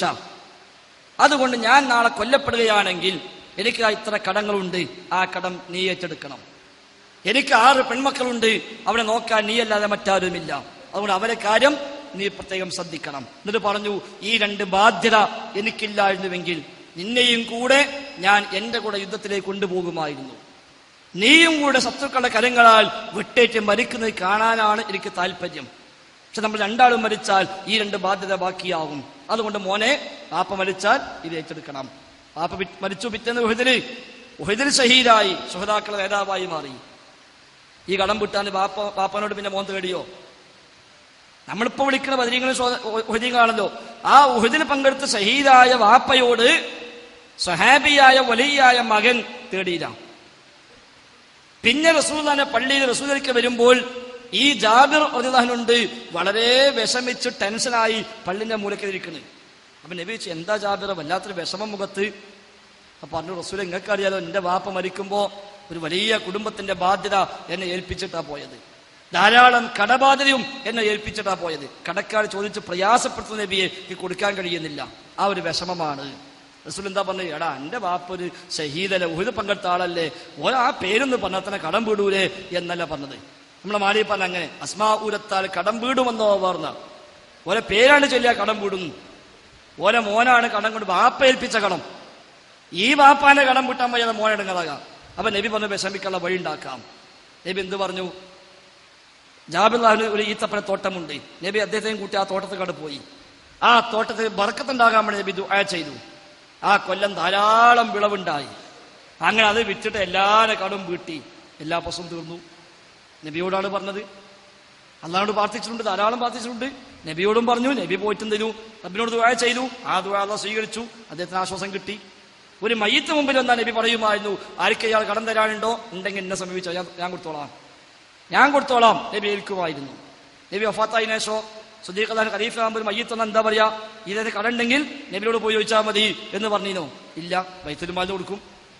ഉമർ ഖത്താബിന്റെ കാലത്ത് മയ്യിത്ത് വന്നാൽ പറയോ? റസൂൽ അന്ന് ഏൽക്കുമായിരുന്നു. അതുകൊണ്ട് റസൂലിനോട് പോയി പറഞ്ഞോളി, റസൂൽ ഏറ്റോളും എന്ന് പറയാറില്ല. നേരെ മറിച്ച് ബൈത്തുൽ മാലിൽ അയാൾക്ക് ഫണ്ട് പാസ്സാക്കും, കടം വീട്ടും. അതായിരുന്നു രീതി. അപ്പൊ അത് മുഴുജത്ത് കൊണ്ട് സഹായിക്കുന്ന അവരുടെ കാലഘട്ടത്തിൽ ഓരോ പോയി കാണാം, സമീപിക്കാം, പറയാം, ഓരോ കൊണ്ട് ദുആ ചെയ്യിക്കാം. അവരിലൂടെ മുഴുജത്തിലൂടെ റബ്ബ് നമ്മുടെ പ്രശ്നം തീർക്കുകയാണെങ്കിൽ തീർക്കുകയും ചെയ്യാം. എന്നാൽ വഫാത്തിന് ശേഷം അങ്ങനെ സംഭവം സ്വഹാബത്തിൽ ഉദ്ധരിക്കപ്പെട്ടിട്ടില്ല, താബിഈങ്ങൾ ചെയ്തിട്ടില്ല, അഹ്ലു സുന്നക്ക് പരിചയവും ഇല്ല. ഞാൻ ഇപ്പോൾ ചോദിക്കാൻ കാരണം, പ്രസംഗം ഇത്രയൊക്കെ നേരായിട്ടും ഇപ്പോൾ മുജാഹിദ് അകത്താരാണോ പുറത്താരാണോ എന്നുള്ളത് എനിക്ക് വ്യക്തമല്ല. കാരണം ഇപ്പോൾ കുറേ ആൾക്കാർ, പ്രബലരായ ആൾക്കാർ തന്നെ പലരും പുറത്തും പലരും അകത്താണ്. പിന്നെ ചില പണ്ഡിതന്മാർ, മുൻനിരയുള്ള ചില പണ്ഡിതന്മാർ മുമ്പ് പ്രസംഗിച്ച മുൻനിരയിലുള്ള ചില പണ്ഡിതന്മാർ മുമ്പ് പ്രസംഗിച്ച പ്രസംഗങ്ങളിൽ, പ്രത്യേകിച്ച് സക്കരിയ സലാഹി പറഞ്ഞ പ്രസംഗ വിഷയത്തിൽ, വിജനമായൊരു സ്ഥലത്ത് നമ്മൾ അകപ്പെട്ട് കഴിഞ്ഞാൽ ജിന്നിനെ, മുസ്ലിം ജിന്നുകളോ അല്ലെങ്കിൽ വിശ്വാസികളായ പിന്നെ അബൗദ്ധികമായ രീതിയിൽ കാണുന്ന മറ്റാളുകളോ ഉണ്ടെങ്കിൽ അവരോട് സഹായം തേടാം എന്ന പ്രസംഗത്തിൽ കേട്ടിട്ടുണ്ട്. അതിനെക്കുറിച്ചുകൂടെ പരാമർശങ്ങളൊന്നും കേട്ടിട്ടില്ല. പക്ഷെ അത്തരം കാര്യങ്ങളിൽ എന്തെങ്കിലും അഭിപ്രായം സ്വീകരിച്ചായിട്ട്? സക്കരിയ സലാഹി അങ്ങനെ പ്രസംഗിച്ചിട്ടില്ല. വിജനപ്രദേശത്ത് എത്തിപ്പെട്ടാൽ മുസ്ലിം ജിന്നോട് സഹായം തേടാം എന്ന് സക്കരിയ സലാഹി പറഞ്ഞിട്ടില്ല. അങ്ങനെ പ്രസംഗം കേട്ടിട്ടുണ്ടാവില്ല. അത് ശുദ്ധമായ കളവ് പലരും പ്രചരിപ്പിച്ചു എന്നേ ഉള്ളൂ. അങ്ങനെ ക്ലിപ്പ് കേൾക്കാൻ നിങ്ങൾക്ക് അതും കഴിഞ്ഞിട്ടില്ല, അത് അദ്ദേഹം പ്രസംഗിച്ചിട്ടുമില്ല. നിങ്ങൾക്ക് ഇനിയും അത് അന്വേഷിക്കാം. സക്കറിയ സ്വലാഹി അങ്ങനെ പറഞ്ഞു എന്ന് മറ്റു പലരും പറഞ്ഞു, അല്ലാതെ സ്വലാഹി അത് പറഞ്ഞിട്ടില്ല. ഏതുപോലെ സുന്നി മൂലമാർ പറയും വഹാബിക്ക് ദിക്റില്ല, ദുആ ഇല്ല, സ്വലാത്തില്ല. അവ സുന്നി നാടന്മാരെന്ന് പറയും വഹാബിയുടെ ദുആ ഇല്ലാത്തവനല്ലേ, എന്താ ഞങ്ങൾ ഉസ്താദ് പറഞ്ഞേക്കണ് എന്ന് പറഞ്ഞ പോലെയാണ്. എതിരാളികളായി വന്ന ചിലർ പറഞ്ഞു ജിന്നോട് തേടാന്ന് പറഞ്ഞിട്ടുണ്ട്, വിജയപ്രദേശത്ത് പോലെ വിളിക്കാന്ന് പറഞ്ഞിട്ടുണ്ട്. അങ്ങനെ സ്വലാഹി പറഞ്ഞിട്ടേ ഇല്ല. പറഞ്ഞിട്ടുണ്ടെങ്കിൽ 100% തെറ്റാണ്, അംഗീകരിക്കാൻ കഴിയില്ല, അങ്ങനെ പറയാൻ പാടുമില്ല, അദ്ദേഹം പറഞ്ഞിട്ടുമില്ല. എന്ന് മാത്രമല്ല, അദ്ദേഹത്തെക്കുറിച്ച് ഈ ആരോപണം വ്യാപകമായപ്പോൾ അദ്ദേഹം അതും പറഞ്ഞിട്ടുണ്ട്, എന്നെ പറ്റി പ്രചരിപ്പിക്കുന്നു, പക്ഷെ അത് കളവാണ് എന്ന് പറഞ്ഞിട്ടുണ്ട്. ഇപ്പൊ 2 ദിവസം മുമ്പ് ഞാനും സ്വലാഹിയും ഒന്നിച്ച് ഒരു മുഖാമുഖത്തിൽ പങ്കെടുത്തു നന്ദിയിൽ. അവിടെ അദ്ദേഹം പച്ചയായി പറഞ്ഞു, പലരും പറയുന്നു പക്ഷെ ഒരു ക്ലിപ്പെങ്കിലും കൊണ്ടുവരാൻ കഴിയോ, അതിനെ കാണിക്കാൻ കഴിയോ എന്ന് അദ്ദേഹം വെല്ലുവിളിച്ചു. ഒരുപാട് സ്ഥലത്ത് അദ്ദേഹം വെല്ലുവിളിച്ചിട്ടുണ്ട്. അപ്പൊ അത് കളവാണ്, സ്വലാഹി അങ്ങനെ പറഞ്ഞിട്ടേ ഇല്ല. അങ്ങനെയെങ്കിൽ ഈ പരസ്പരം തർക്കിക്കുന്നതിന് പകരം ഒരുമിക്കാനുള്ള ശ്രമം നടത്തിക്കൂടെ? അതല്ല നല്ലത്? അതാണ് വേണ്ടത്. പക്ഷേ ഇവിടെ നമ്മൾ മനസ്സിലാക്കേണ്ടത്, ഇവിടെ ജിന്നിനെ വിളിച്ച് തേടാമെന്ന് പറഞ്ഞതിന്റെ പേരിലല്ല തർക്കമുണ്ടായത്. അത് പറഞ്ഞാലും പറഞ്ഞില്ലെങ്കിലും ഈ തർക്കമുണ്ടാകും. മിണ്ടിയാലും അടി, മിണ്ടിയില്ലെങ്കിലും അടി എന്ന് പറഞ്ഞിടത്താണ് കാര്യങ്ങൾ എത്തിപ്പെട്ടത്. അപ്പൊ ഇയാളെ അടിക്കണം, അതിന് എന്തേലും സംഗതി വേണം. മിണ്ടിയാൽ മിണ്ടിനടിട്ടും, മിണ്ടാഞ്ഞാൽ എന്താണ് മിണ്ടാത്ത ചോദിച്ചാൽ അതിനും അടിക്കും. അതായിരുന്നു യഥാർത്ഥത്തിൽ സംഘടനയിൽ കുറച്ചു കാലമായി നടന്നത്. ഞങ്ങൾക്കൊരു മാഷുള്ള സ്കൂളിൽ അറബിക്ക് മൂപ്പര് വന്നിട്ട് മാത്സിന് മൂപ്പര് വന്നിട്ട് പെരടിക്ക് ഭയങ്കര അടി അടിക്കും. അപ്പൊ കരഞ്ഞാൽ എന്താടാ കരയണ വെച്ചാണ്ട് മൂപ്പര് അടിക്കും. ചിരിക്കടാറി അങ്ങനെ ചിരിക്കോളടിക്കും. ചിരിച്ച എന്താ അടിട്ടുമ്പോ ചിരിക്കല, കരടാ പിന്നെ അടിക്കും. ഈ പണിയാണ് സംഘടനയിൽ കുറച്ചു കാലം 1-2 ആളുകൾ ചെയ്തത്. സക്കരിയ സ്വലാഹയെ എന്തായിരുന്നാലും സൈഡാക്കണം, ഒഴിവാക്കണം എന്ന് തീരുമാനിച്ച് ഇറങ്ങി പുറപ്പെട്ട 2-3 ആളുകൾ. അവർക്ക് എന്തെങ്കിലും ന്യായം കിട്ടണം, ഒന്നും കിട്ടുന്നില്ല. മാത്രമല്ല, ആളുകളോട് പറയുമ്പോൾ ആളുകൾ വിശ്വസിക്കണമെങ്കിൽ വിശ്വാസരംഗത്തെ പോരായ്മ ഉണ്ട് എന്ന് പറയണം, അപ്പോഴേ ആൾക്കാരെ വിശ്വസിക്കുള്ളൂ. അങ്ങനെ അതിനെ കണ്ടെത്തിയ മാർഗമാണ് ഇയാൾ ആ ജിന്നിനോട് പ്രാർത്ഥിക്കുന്നുണ്ട് എന്ന് പ്രചരിപ്പിച്ചത്. അത് 10 കൊല്ലം ഹുസൈൻ മടബൂരിന്റെ അനുയായികൾ പ്രചരിപ്പിച്ച പ്രചാരണമായിരുന്നു. അങ്ങനെ അവര് പ്രചരിപ്പിച്ച തലയും പാലും വെട്ടിമുറിച്ച ചില ക്ലിപ്പുകൾ ക്രോഡീകരിച്ച് CD-യാക്കി KKP അബ്ദുള്ള എന്ന് പറയുന്ന ഒരു മനുഷ്യനെ കൊണ്ട് അബ്ദുറഹ്മാൻ സലഫി എന്ന് പറയുന്ന മറ്റൊരാള് ഇത് പ്രചരിപ്പിച്ചു. അങ്ങനെ KKP അബ്ദുള്ള ഈ CD-യുമായി AP-യെ കാണാൻ ചെന്നു. AP അബ്ദുൽ ഖാദർ മൗലവിയുടെ വീട്ടിലേക്ക് കയറും മുമ്പ് AP-ക്ക് അബ്ദുറഹ്മാൻ സലഫിന്റെ ഫോൺ അദ്ദേഹത്തോട് പറയും, മൗലവി നമ്മളൊരു കുട്ടിയാണ് വരുന്നുണ്ട്, ഓനൊക്കെ CD ഉണ്ട്, അതൊന്ന് വാങ്ങി വെച്ചത് കേട്ടാളി, ഓനെ കുറച്ചെന്തോ പറയാനുണ്ട്, അത് നിങ്ങളൊന്ന് ശ്രദ്ധിക്കേ. അപ്പൊ സലഫിയല്ലേ വിളിച്ചു വന്നത്, അപ്പൊ AP ശ്രദ്ധിക്കും. അയ്യും പറയും സാറ് എന്താ സക്കരിയ സ്വലാഹിന്റെ പോക്ക് ശരിയല്ലോ, എന്തൊക്കെയപ്പോ ഇവർ പറയുന്നത്, നിങ്ങൾക്കൊന്ന് കേട്ടോക്കൊണ്ടി എന്ന് പറഞ്ഞ് CD അവിടെ കൊടുത്തു പോകാൻ പോരും. കുറച്ച് കഴിയുമ്പോ ഇവൻ പോകുന്നു ടീപ്പിനടുത്തേക്ക്. ടീപ്പിന് ഗേറ്റിന് പുറത്ത് നിൽക്കുമ്പോ ടീപ്പിക്ക് ഒരു ഫോണ്, ആര്? അബ്ദുറഹ്മാൻ സലഫി. സാർ നമ്മളെ കുട്ടിയോട് വരുന്നുണ്ട്, ഓൻ എന്തോ പറയാണ്ട്, ഒരു CD വന്നിട്ടുണ്ട്, അതൊന്ന് കേട്ടാളി. അപ്പൊ മൂപ്പര് കാത്തുക്കും, ഇവന് CD കൊടുക്കും, അവിടെ ഇത് പറയും. അത് കഴിഞ്ഞ് MM അതിനടുത്ത് എല്ലാ നേതാക്കന്മാരെ വിട്ടും KKP അബ്ദുള്ള പോയി. KKP അബ്ദുള്ള പറഞ്ഞു എന്നെ പറഞ്ഞ അബ്ദുറഹ്മാൻ സലഫിയാണ് എന്ന് പിന്നോം പറഞ്ഞു. അപ്പൊ ഇവരൊക്കെ ഉള്ളിൽ ഇങ്ങനെ ധാരണ വന്നു. അടുത്ത യോഗത്തിന് വരുമ്പോ AP വരുന്നത് എങ്ങനെ, ഈ വിഷയം എന്നോട് പറയണം എന്ന് വിചാരിച്ച AP വരുന്നത്. ടീപ്പിനടുത്ത് പോയത് AP അറിയില്ല, AP പോയത് TP അറിയില്ല. അപ്പൊ എല്ലാ നേതാക്കന്മാരും വന്നത് ഈ മനസ്സോടെ, ഇങ്ങനെ വിഷയമുണ്ട്, അത് അവിടെ എന്തായാലും അറിയിക്കണം. ഇവിടെ വന്നു നോക്കുമ്പോഴോ ഒരുത്തം പറയുമ്പോ എല്ലാരും പറയാം. അപ്പൊ എല്ലാരും ഒറ്റക്കെട്ടായി സക്കരിയാക്കെതിരെ പറഞ്ഞാൽ ഉറപ്പാ മൂപ്പർക്ക് എന്തോ പ്രശ്നമുണ്ട്. അപ്പൊ എന്ത് മനസ്സിലായി, സക്കരിയ കുഴപ്പക്കാരനാണ്, സക്കരിയ പ്രശ്നക്കാരനാണ്. കാരണം ഐക്യകണ്ഠനായി എല്ലാവരും പറഞ്ഞു. പിന്നെ എങ്ങനെ വരിക, ഫോൺ കോള്, പല സ്ഥലത്തുനിന്നും ഫോൺ കോള്. സാർ ഓൻ പിന്നെ അങ്ങനെ പ്രസംഗിച്ചു, എന്താപ്പ ചെയ്യാ, എന്നാ ഈ CD ഉപരി കേട്ടക്കണോ ഇല്ല, അതിന്റെ ബാക്കി അന്വേഷിക്കണോ ഇല്ല. കാരണം വേണ്ടപ്പെട്ടോമെന്ന് പറയാ, സലഫി വിളിച്ചു പറയാ, അങ്ങനെ സംശയിക്കാമല്ലോ. 4 ഭാഗത്തുനിന്നും ഫോണ്. ഞങ്ങളുടെ നാട്ടിൽ ഇന്നലെയും പ്രസംഗിച്ചു അങ്ങനെ തന്നെ, എന്നാ നീ ഓനെ പ്രസംഗിക്കാൻ വിളിക്കണ്ട, ന്യായമായിട്ടും ആരും പറയില്ലേ. ഈ പണിയാണ് യഥാർത്ഥത്തിൽ. ആടിനെ പട്ടിയാക്കി, പിന്നെ പേപ്പട്ടിയാക്കി, പിന്നെ തല്ലിക്കൊല്ലാൻ നോക്കി. പക്ഷെ തല്ലിക്കൊല്ലാൻ ആള് ഓടിക്കൂടിയപ്പോ ഓർക്ക് മനസ്സിലായി ഇത് ആടാണല്ലോ, പട്ടിയല്ല, പേപ്പട്ടിയല്ല. അതാണ് സംഭവിച്ചത്. അല്ല ഇവിടെ ജിന്നിന്റെ പ്രശ്നമില്ല, ജിന്നിനെ വിളിച്ച് തേടാന്നില്ല, അങ്ങനെ പറഞ്ഞിട്ടില്ല. അങ്ങനെ സക്കരിയ സ്വലാഹി പറഞ്ഞാൽ, ജിന്നിനെ വിളിച്ച് തേടാമെന്ന് സക്കരിയ സ്വലാഹി പറഞ്ഞാൽ സക്കരിയ സ്വലാഹിക്കെതിരെ ഞങ്ങളൊക്കെ ഉണ്ടാവും. സ്വലാഹിക്കെതിരെ ഞങ്ങളെല്ലാവരും ഒറ്റക്കെട്ടായി ആ വിഷയത്തിൽ ഉണ്ടാകും, സംശയമില്ല. അസ്സലാമു അലൈക്കും. എൻ്റെ പേര് ഹംസ, ഞാൻ ഈ നാട്ടുകാരനാണ്. പിന്നെ ഖുർആനിലെ സൂറത്തുൽ ബഖറയിൽ എൻ്റെ ഓർമ്മ ശരിയാണെങ്കിൽ 30-31 ചില തുടർച്ചയിലെ ആയത്തുകളിൽ പറയുന്നു, വൈദ് ഖാറബത്തുൽ മലായികത്തിൻ്റെ ജാനിബുൽ ഖലീഫ. ആയത്ത് കേട്ടില്ല. വൈദ് ഖാറബത്തുൽ മലായികത്തി ഇന്നി ജാനിബുൽ അർദി ഖലീഫ ആയത്തിന് പോകുന്നത്. അതിൽ പറയുന്നത് എന്താ, ഞാനൊരു ഭൂമിയിൽ ഒരു എൻ്റെ ഖലീഫയെ നിർമ്മിക്കാൻ പോകുന്നു മലക്കൾ പറയുമ്പോൾ മലക്കൾ പറയുന്നു, നിങ്ങൾക്ക് തസ്ബീഹും തഖ്ദീസൊക്കെ ചെയ്തുകൊണ്ടിരിക്കുന്ന ഞങ്ങളുള്ളപ്പോൾ എന്തിനാണ് അപ്പം ഈ ഭൂമിയിൽ ഫസാദും വിപ്ലവം ഉണ്ടാക്കുന്ന ജനതയെ സൃഷ്ടിക്കുന്നു എന്നാണ് പറയുന്നത്. ശരിയാണോ അത്? ഞാൻ പറഞ്ഞ അർത്ഥം ശരിയാണ്. അപ്പൊ എന്റെ ചോദ്യം എന്താ വെച്ചാൽ, ഈ ഭൂമിയിൽ ഫസാദും ഫിത്ന ഉണ്ടാക്കുന്ന മനുഷ്യനെ മുമ്പ് ഈ ഒരു മനുഷ്യ സമൂഹത്തിന് മുമ്പ് കണ്ടിട്ടുണ്ടോ എന്നുള്ളതാണ്. ആദ്യമായിട്ട് ഇപ്പോ ആദം പേര് ഇസ്ലാം ആണ് അവിടെ ഉള്ളത്. അതിനു മുമ്പ് ഒരു മനുഷ്യ സമൂഹം ഇല്ലെന്നാണ് നമ്മൾ അറിവ്. അപ്പൊ ഈ ജിന്നുകൾക്ക് ഈ മനുഷ്യന് ഫസാദും ഫിത്ന ഉണ്ടാക്കുന്ന വർഗമാണെന്ന് എങ്ങനെ മനസ്സിലായി എന്നുള്ള എന്റെ ചോദ്യം. ഇത് കഴിഞ്ഞിട്ട് സമയമുണ്ടെങ്കിൽ വീണ്ടും ചോദിക്കാം. പിന്നെ വേറൊരു കാര്യം കൂടി ക്ഷമിക്കണം, എനിക്ക് കേൾവിത്താറുണ്ട്, അതുകൊണ്ട് ഞാൻ ഉത്തരം കേൾക്കാൻ അവിടെ പോയിരിക്കാം.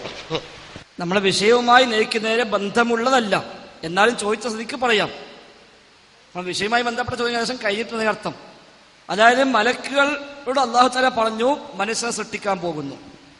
അപ്പൊ മലക്കുകൾ ചോദിച്ചു, എന്തിനാണ് ലിമ തജഅലു ഫീഹാ മൻ യുഫ്സിദു ഫീഹാ വയസ്ഫികു ദിമാ, ഫസാദ് ഉണ്ടാക്കുന്ന രക്തം ചിന്തുന്നവരെ എന്തിനാണ് സൃഷ്ടിക്കുന്നത് എന്ന് ചോദിച്ചു.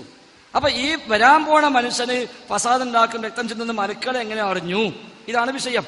തഫ്സീറിൽ ധാരാളം ചർച്ചകൾ ആ വിഷയത്തിലുണ്ട്.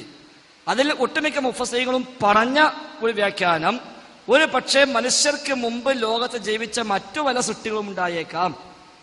ആ സൃഷ്ടികൾ രക്തച്ചൊരിച്ചിലും ഫിത്നയും ഫസാദും ഉണ്ടാക്കി അള്ളാഹു അവരെ മൊത്തം നശിപ്പിച്ചു കളഞ്ഞു. അത് മലക്കുകൾക്കറിയാം. കാരണം ജിന്നുകൾക്ക്, മനുഷ്യന്മാർക്ക് മുമ്പേ മലക്കിനെയും ജിന്നിനെയും അള്ളാഹു പഠിച്ചിട്ടുണ്ട്. അതുകൊണ്ട് ഇനി പുതിയ സൃഷ്ടിയെ സൃഷ്ടിക്കാൻ ഉദ്ദേശിക്കുന്നു എന്ന് പറയുമ്പോൾ മലക്കുകൾ സ്വാഭാവികത ആ അനുഭവം വെച്ച് ചോദിക്കുന്നു, എന്തിനാ അങ്ങനത്തെ ഒളിഞ്ഞുണ്ടാക്കണേ? ഇബാദത്തിനാണെങ്കിൽ ഞങ്ങളുണ്ടല്ലോ, ഞങ്ങൾ തന്നെ തസ്ബീഹും തഖദീസും ചെയ്യുന്നു, പിന്നെ എന്തിന് ഇങ്ങനത്തെ ഒരു പടപ്പുള പടക്കണം? അപ്പൊ അല്ലെന്ത് പറഞ്ഞു, ഇനി അയലമു മാലാ തഅലമൂൻ, നിങ്ങൾക്ക് അറിയാത്തത് എനിക്കറിയാം. അതാണ് മുഫസ്സിറുകൾ പറഞ്ഞ ഒരു വ്യാഖ്യാനം. അല്ലാഹു അഅലം. പിന്നെ ഇതുമായിട്ട് ഇന്നത്തെ ചർച്ചയുമായിട്ട് ബന്ധപ്പെട്ട് ചോദിക്കണം, അതല്ലാന്ന് പറഞ്ഞുകൊണ്ടാണ്. ഈ ഒരു മനുഷ്യൻ മരിച്ചു പോയാൽ അതിൽ 3 കാര്യങ്ങൾ ഈ ദുനിയാവിൽ വിട്ടേച്ച് പോകുമെന്ന് പറയുന്നു. അതിൽ മൂന്നാമത്തത് സാലിഹ സന്താനങ്ങൾ. ഈ സാലിഹ സന്താനങ്ങൾ അല്ലാത്തവർ പ്രാർത്ഥിക്കുകയോ മറ്റു കർമ്മങ്ങൾ ചെയ്യുകയോ സലാത്തോ ദിക്റോ എന്ത് ചെയ്താലും ഈ ആത്മാവിനും വല്ലതും കിട്ടുമെന്നുള്ളതാണ് ചോദ്യം. മരിച്ച മനുഷ്യന് വേണ്ടി ഉള്ള പ്രാർത്ഥനകൾ അത് ആര് നിർവഹിച്ചാലും അള്ളാഹു സ്വീകരിക്കുകയാണെങ്കിൽ അവർക്ക് അതിന്റെ ഗുണം ലഭിക്കും. പിന്നെ സ്വാലിഹായ മക്കളെ പ്രത്യേകം എടുത്തു പറയാൻ കാരണം,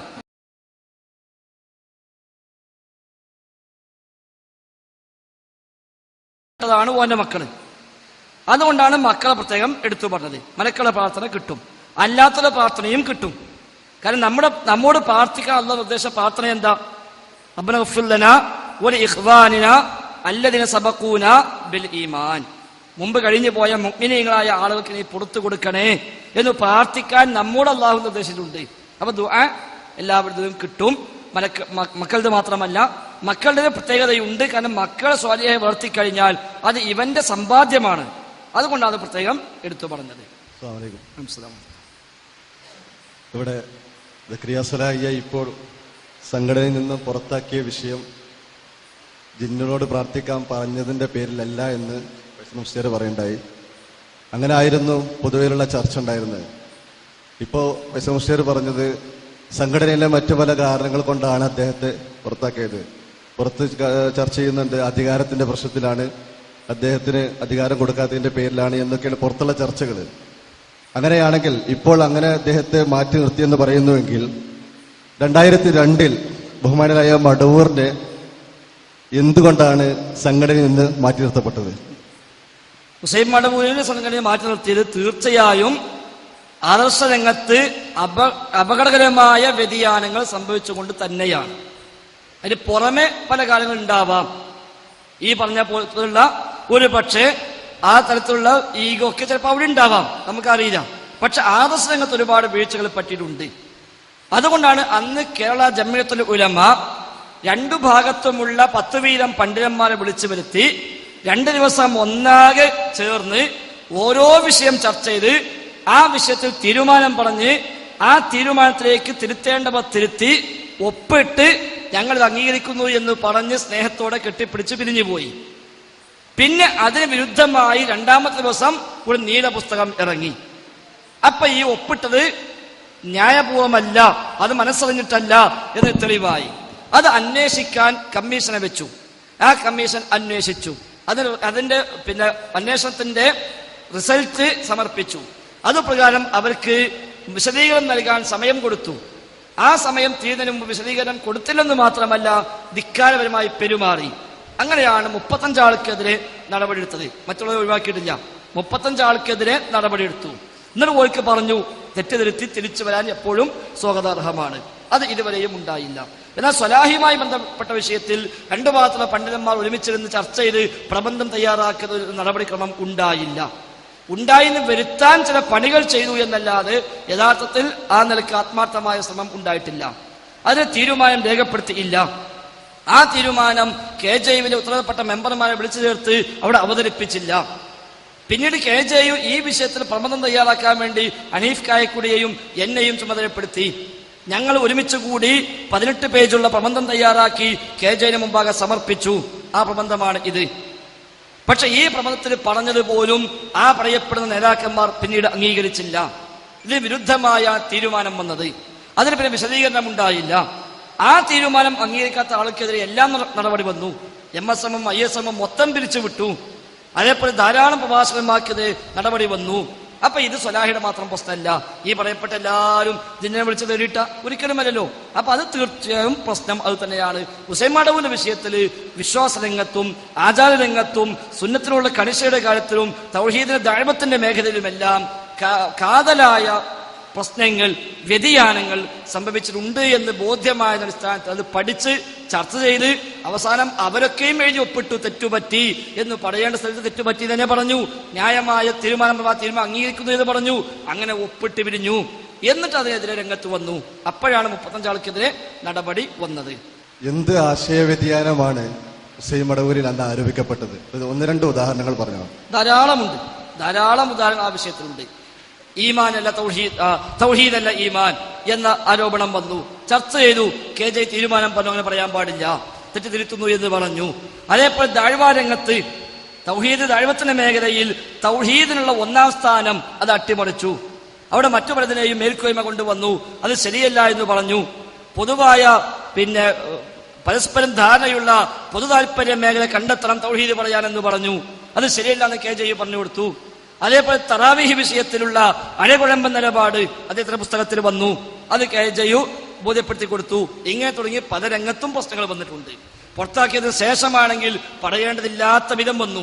ഇപ്പൊ അവസാനം ഹുസൈൻ മടവൂരിന്റെ കൂട്ടത്തിൽപ്പെട്ട ആളുകൾ തന്നെ ബുഖാരി മുഴുവൻ ഹദീസും സ്വഹീഹല്ല എന്ന് പറയുന്നിടത്തേക്ക് എത്തി. ഹദീസ് തന്നെ സ്വീകരിക്കേണ്ടതില്ല എന്ന് തോന്നിപ്പിക്കുന്ന രൂപത്തിൽ സംസാരങ്ങൾ വന്നു. റമദാനത്തിന്റെ തൊട്ട് മുമ്പ് കണ്ണൂർ കൂത്തുപറമ്പ് വെച്ച് നടന്ന ഒരു വാദപ്രതിവാദം.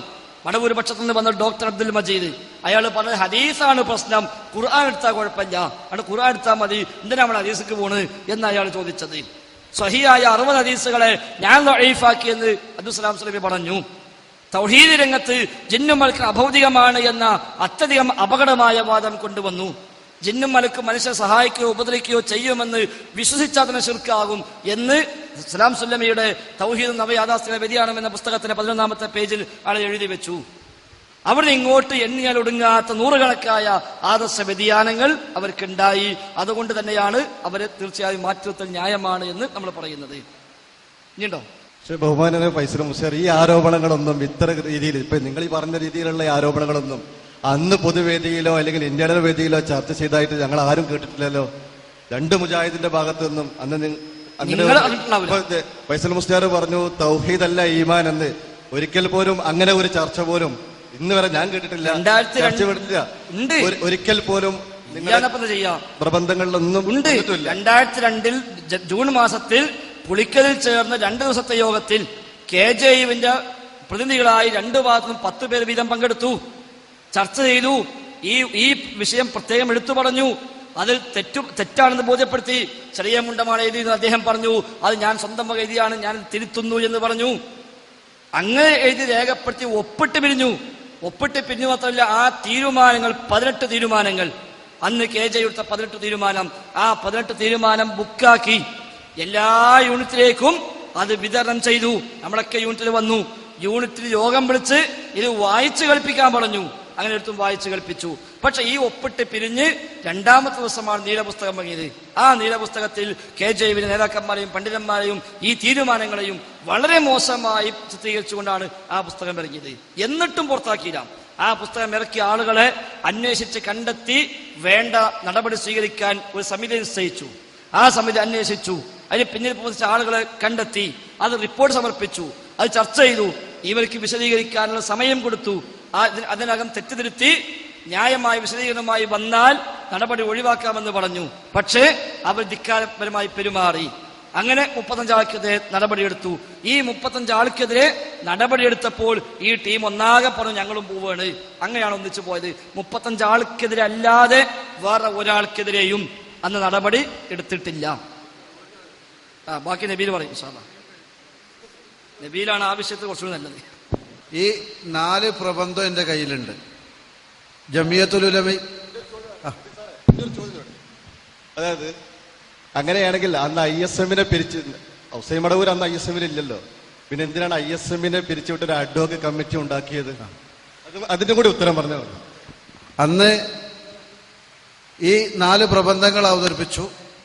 പരസ്പരം ചർച്ച നടന്നു. അതിനുശേഷം തീരുമാനമെടുത്തു. എന്നിട്ട് ഒന്നിച്ച് അതിൻ്റെ മിനുട്സ് തയ്യാറാക്കിയതിനു ശേഷം 3-ാം ദിവസം മിനുട്സിൽ ഒപ്പുവെക്കാൻ വേണ്ടി ഒരുമിച്ച് കൂടി. അതിനുശേഷമാണ് ഇവിടെ പറയപ്പെട്ട ക്ഷുദ്രകൃതി പ്രത്യക്ഷപ്പെടുന്നത്. അത് വിതരണം ചെയ്തത് ISM-ന്റെ സംസ്ഥാന കൗൺസിലിൽ വെച്ചിട്ടാണ്, മർക്കസുദ്ദാവയിലാണ്. എനിക്ക് ആ പുസ്തകം തന്നത് ISM-ന്റെ ബന്ധപ്പെട്ട ഒരാളാണ്. ആ നിലക്ക് അതിനെക്കുറിച്ച് അന്വേഷണ കമ്മീഷൻ നിയോഗിച്ചു. കൃത്യമായ തെളിവിന്റെ അടിസ്ഥാനത്തിൽ ഇന്ന രൂപത്തിലാണ് കാര്യങ്ങൾ നടന്നത് എന്ന് ബോധ്യപ്പെട്ടപ്പോൾ ഇന്നത് നിങ്ങൾ ചെയ്തത് ശരിയല്ല, എന്തെങ്കിലും നിങ്ങൾക്ക് ബോധിപ്പിക്കാനുണ്ടോ എന്ന് അവരോട് ആവശ്യപ്പെട്ടു. അതിൽ അവർ പറഞ്ഞത് എന്താണ്? അങ്ങനെ ഒരു പുസ്തകം തയ്യാറാക്കിയത് ISM അല്ല, ഞങ്ങൾ അറിയില്ല എന്നാണ്.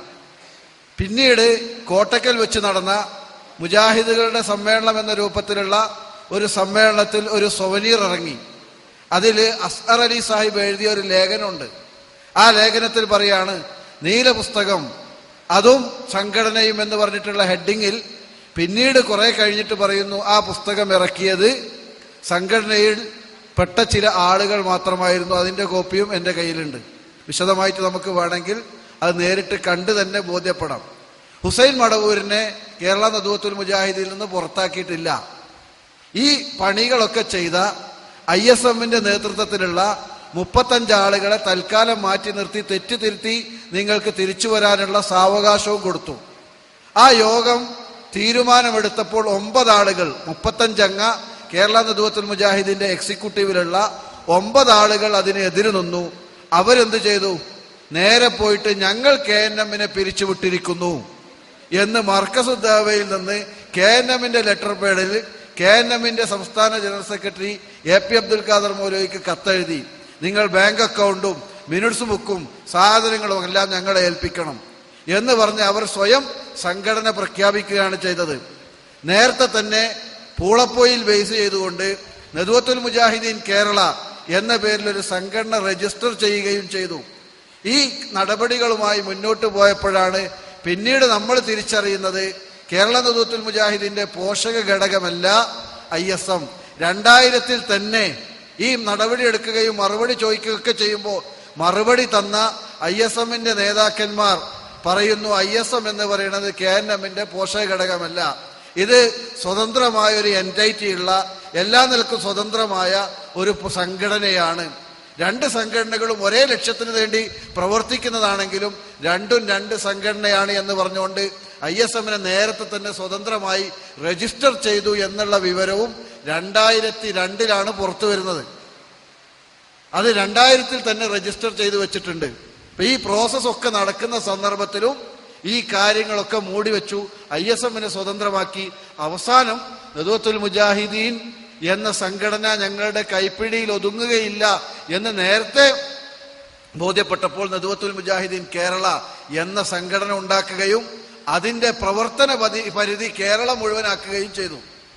ഇതൊക്കെ ഒരുപാട് വിശദീകരിക്കപ്പെട്ടതാണ്. ഇനിയും നിങ്ങൾക്ക് ആ വിഷയത്തിലൊക്കെ നമുക്ക് ചർച്ച ചെയ്യണമെന്നുണ്ടെങ്കിൽ ഇൻഷാ അല്ലാഹ് അവസരങ്ങൾ ഉപയോഗപ്പെടുത്താം. തുടർന്ന് അങ്ങോട്ട് കണ്ടത് തെറ്റുകൾ ചൂണ്ടിക്കാണിച്ചപ്പോ തെറ്റ് തിരുത്തുന്നതിന് പകരം സാധാരണ പറയില്ല ഞാൻ കുത്തി തിന്നു.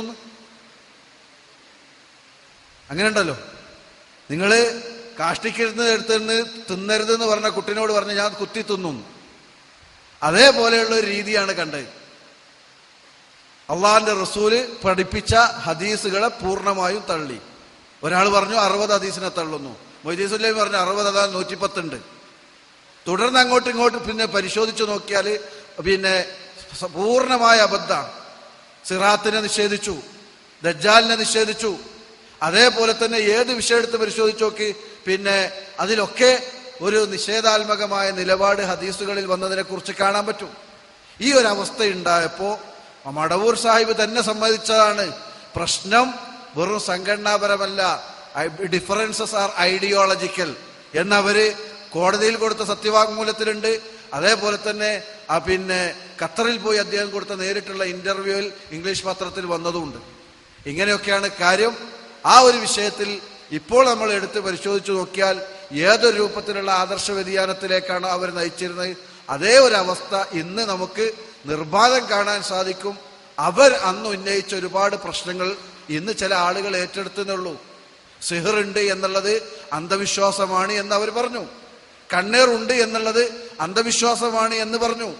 അപ്പൊ പറഞ്ഞു അത് അന്ധവിശ്വാസമല്ല, അമാനി മൗലവിന്റെ ഖുർആൻ പരിഭാഷയിലുണ്ടല്ലോ സിഹറിന് യാഥാർത്ഥ്യമുണ്ട് എന്ന് പറയുന്നത് ഇല്ല എന്ന് പറയുന്നത് മുഅ്തസിലിയാക്കളുടെ പിന്നെ വിശ്വാസമാണെന്ന് സൂറത്തുൽ ഫലക്കിന്റെ വിശദീകരണത്തിൽ അമാനി മൗലവി എഴുതിയിട്ടുണ്ട്. അപ്പോൾ അമാനി മൗലവി അന്ധവിശ്വാസം പ്രചരിപ്പിച്ചവരാണോ എന്ന് അന്നു മുതൽ ചോദിക്കാൻ തുടങ്ങിയിട്ടുണ്ട്. ഇന്നേ വരെ കൃത്യമായൊരു മറുപടി കിട്ടിയിട്ടില്ല. കണ്ണേറിനെ കുറിച്ച് അമാനി മൗലവി ഇസ്ലാമിക ജീവിതത്തിൽ കൃത്യമായി പറയുന്നുണ്ട്. അതിനും ഇതേവരെ കൃത്യമായൊരു മറുപടിയില്ല, ആളുകൾക്കിടയിൽ ആശയക്കുഴപ്പമുണ്ടാക്കുകയല്ലാതെ. അപ്പോഴാണ് അലിമോൽ മദനിയൊക്കെ ജിന്നിനോട് വിളിച്ച് പ്രാർത്ഥിക്കാൻ സക്കരിയ മൗലവിക്ക് വാദമുണ്ട് എന്ന ക്ലിപ്പുമായി വന്നത്. അത് 2005-ലാണ്. പിന്നെ 2007 അത് ശക്തിപ്പെട്ടു. പിന്നീട് കുറേയും കൂടി കഴിഞ്ഞപ്പോൾ 2012 തൽപര കക്ഷികൾ ഇത് ഏറ്റെടുത്തു എന്ന് മാത്രമേ ഉള്ളൂ. ഇന്നേ വരെ ഈ ഒരു ആരോപണം തെളിയിക്കാൻ ഒരാൾക്കും സാധിച്ചിട്ടില്ല എന്നതാണ് വസ്തുത. ഇവിടെ പ്രശ്നം മടവൂർ വിഭാഗത്തിന് മടവൂർ സാഹിബിനെ ആരും പുറത്താക്കിയതല്ല. അയാൾ സ്വയം പുറത്തു പോയിട്ട് കേരള നദ്വത്തുൽ മുജാഹിദീന്റെ നേതാക്കന്മാരെ ഇങ്ങോട്ട് പിരിച്ചുവിടുകയാണ് ചെയ്തത് എന്ന് അന്നത്തെ ആ കാര്യങ്ങൾ മനസ്സിലാക്കുന്ന എല്ലാ ആളുകൾക്കും അറിയാം. അതിനിങ്ങനെയൊക്കെയുള്ള കൃത്യമായ നടപടികൾ നടന്നിട്ടുണ്ട് എന്നതും വിശദീകരിക്കപ്പെട്ടു. എന്നാൽ ഈ ഒരു വിഷയത്തിൽ ഇതൊന്നും ഉണ്ടായിട്ടില്ല എന്നതാണ് വസ്തുത. ഇൻഷാ അല്ലാഹ് നമ്മുടെ സമയം വളരെയധികം വൈകിയതുകൊണ്ട് ഇവിടെ അവസാനിപ്പിക്കുകയാണ്. ഈ വിഷയവുമായി ഇനിയും നേരിട്ട് ചോദ്യകർത്താവിന്റെ നാട്ടിലെ പുതിയാപ്പളയും കൂടി ആയതുകൊണ്ട് വളരെ കൃത്യമായിട്ട് നമുക്ക് വേണമെങ്കിൽ ഇരുന്ന് സംസാരിക്കാവുന്നതാണ്. അൽഹംദുലില്ലാഹ് അല്ലാഹു സുബ്ഹാനഹു വ തആല കൃത്യം കാര്യങ്ങൾ വിശദീകരിക്കാനുള്ള ഒരു സാഹചര്യം ഇവിടെ ഉണ്ടാക്കിയിരിക്കുകയാണ്. മുജാഹിദ് പ്രസ്ഥാനത്തെ സംബന്ധിച്ചിടത്തോളം ഒരിക്കലും തൗഹീദ് വിട്ട് ജിന്നിനെയോ മലക്കിനെയോ ഏതെങ്കിലും രൂപത്തിലുള്ള സൃഷ്ടികളെയോ വിളിച്ചു പ്രാർത്ഥിക്കുന്ന ഒരു സാഹചര്യം ഉണ്ടായിട്ടില്ല എന്നതുകൂടി നമ്മൾ മനസ്സിലാക്കുക. പിന്നെ സുലൈമാൻ അഷ്കറിന്റെ ഒരു പുസ്തകവുമായി ബന്ധപ്പെട്ട ഒരു ചോദ്യം ഇവിടെ എഴുതി തന്നിട്ടുണ്ട്. ഡോക്ടർ സുലൈമാൻ അഷ്കർ എന്ന് പറയുന്ന ആൾ എഴുതിയ പുസ്തകം അവസാനത്തെ 3 ജുസുകളുടെ അർത്ഥം വരുന്ന സൂറത്തുകളുടെ അർത്ഥവും വിശദീകരിക്കുന്ന അൽ അഷറുൽ അവാഹിർ എന്ന് പറയുന്ന പുസ്തകം സക്കരിയ മൗലവിയോ അദ്ദേഹത്തിന്റെ ആളുകളൊന്നല്ല ട്രാൻസ്ലേറ്റ് ചെയ്തത്.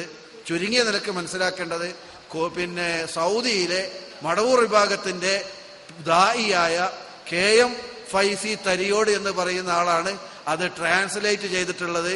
അതൊരിക്കലും സക്കരിയ മൗലവിയോ ബന്ധപ്പെട്ട ആളല്ല.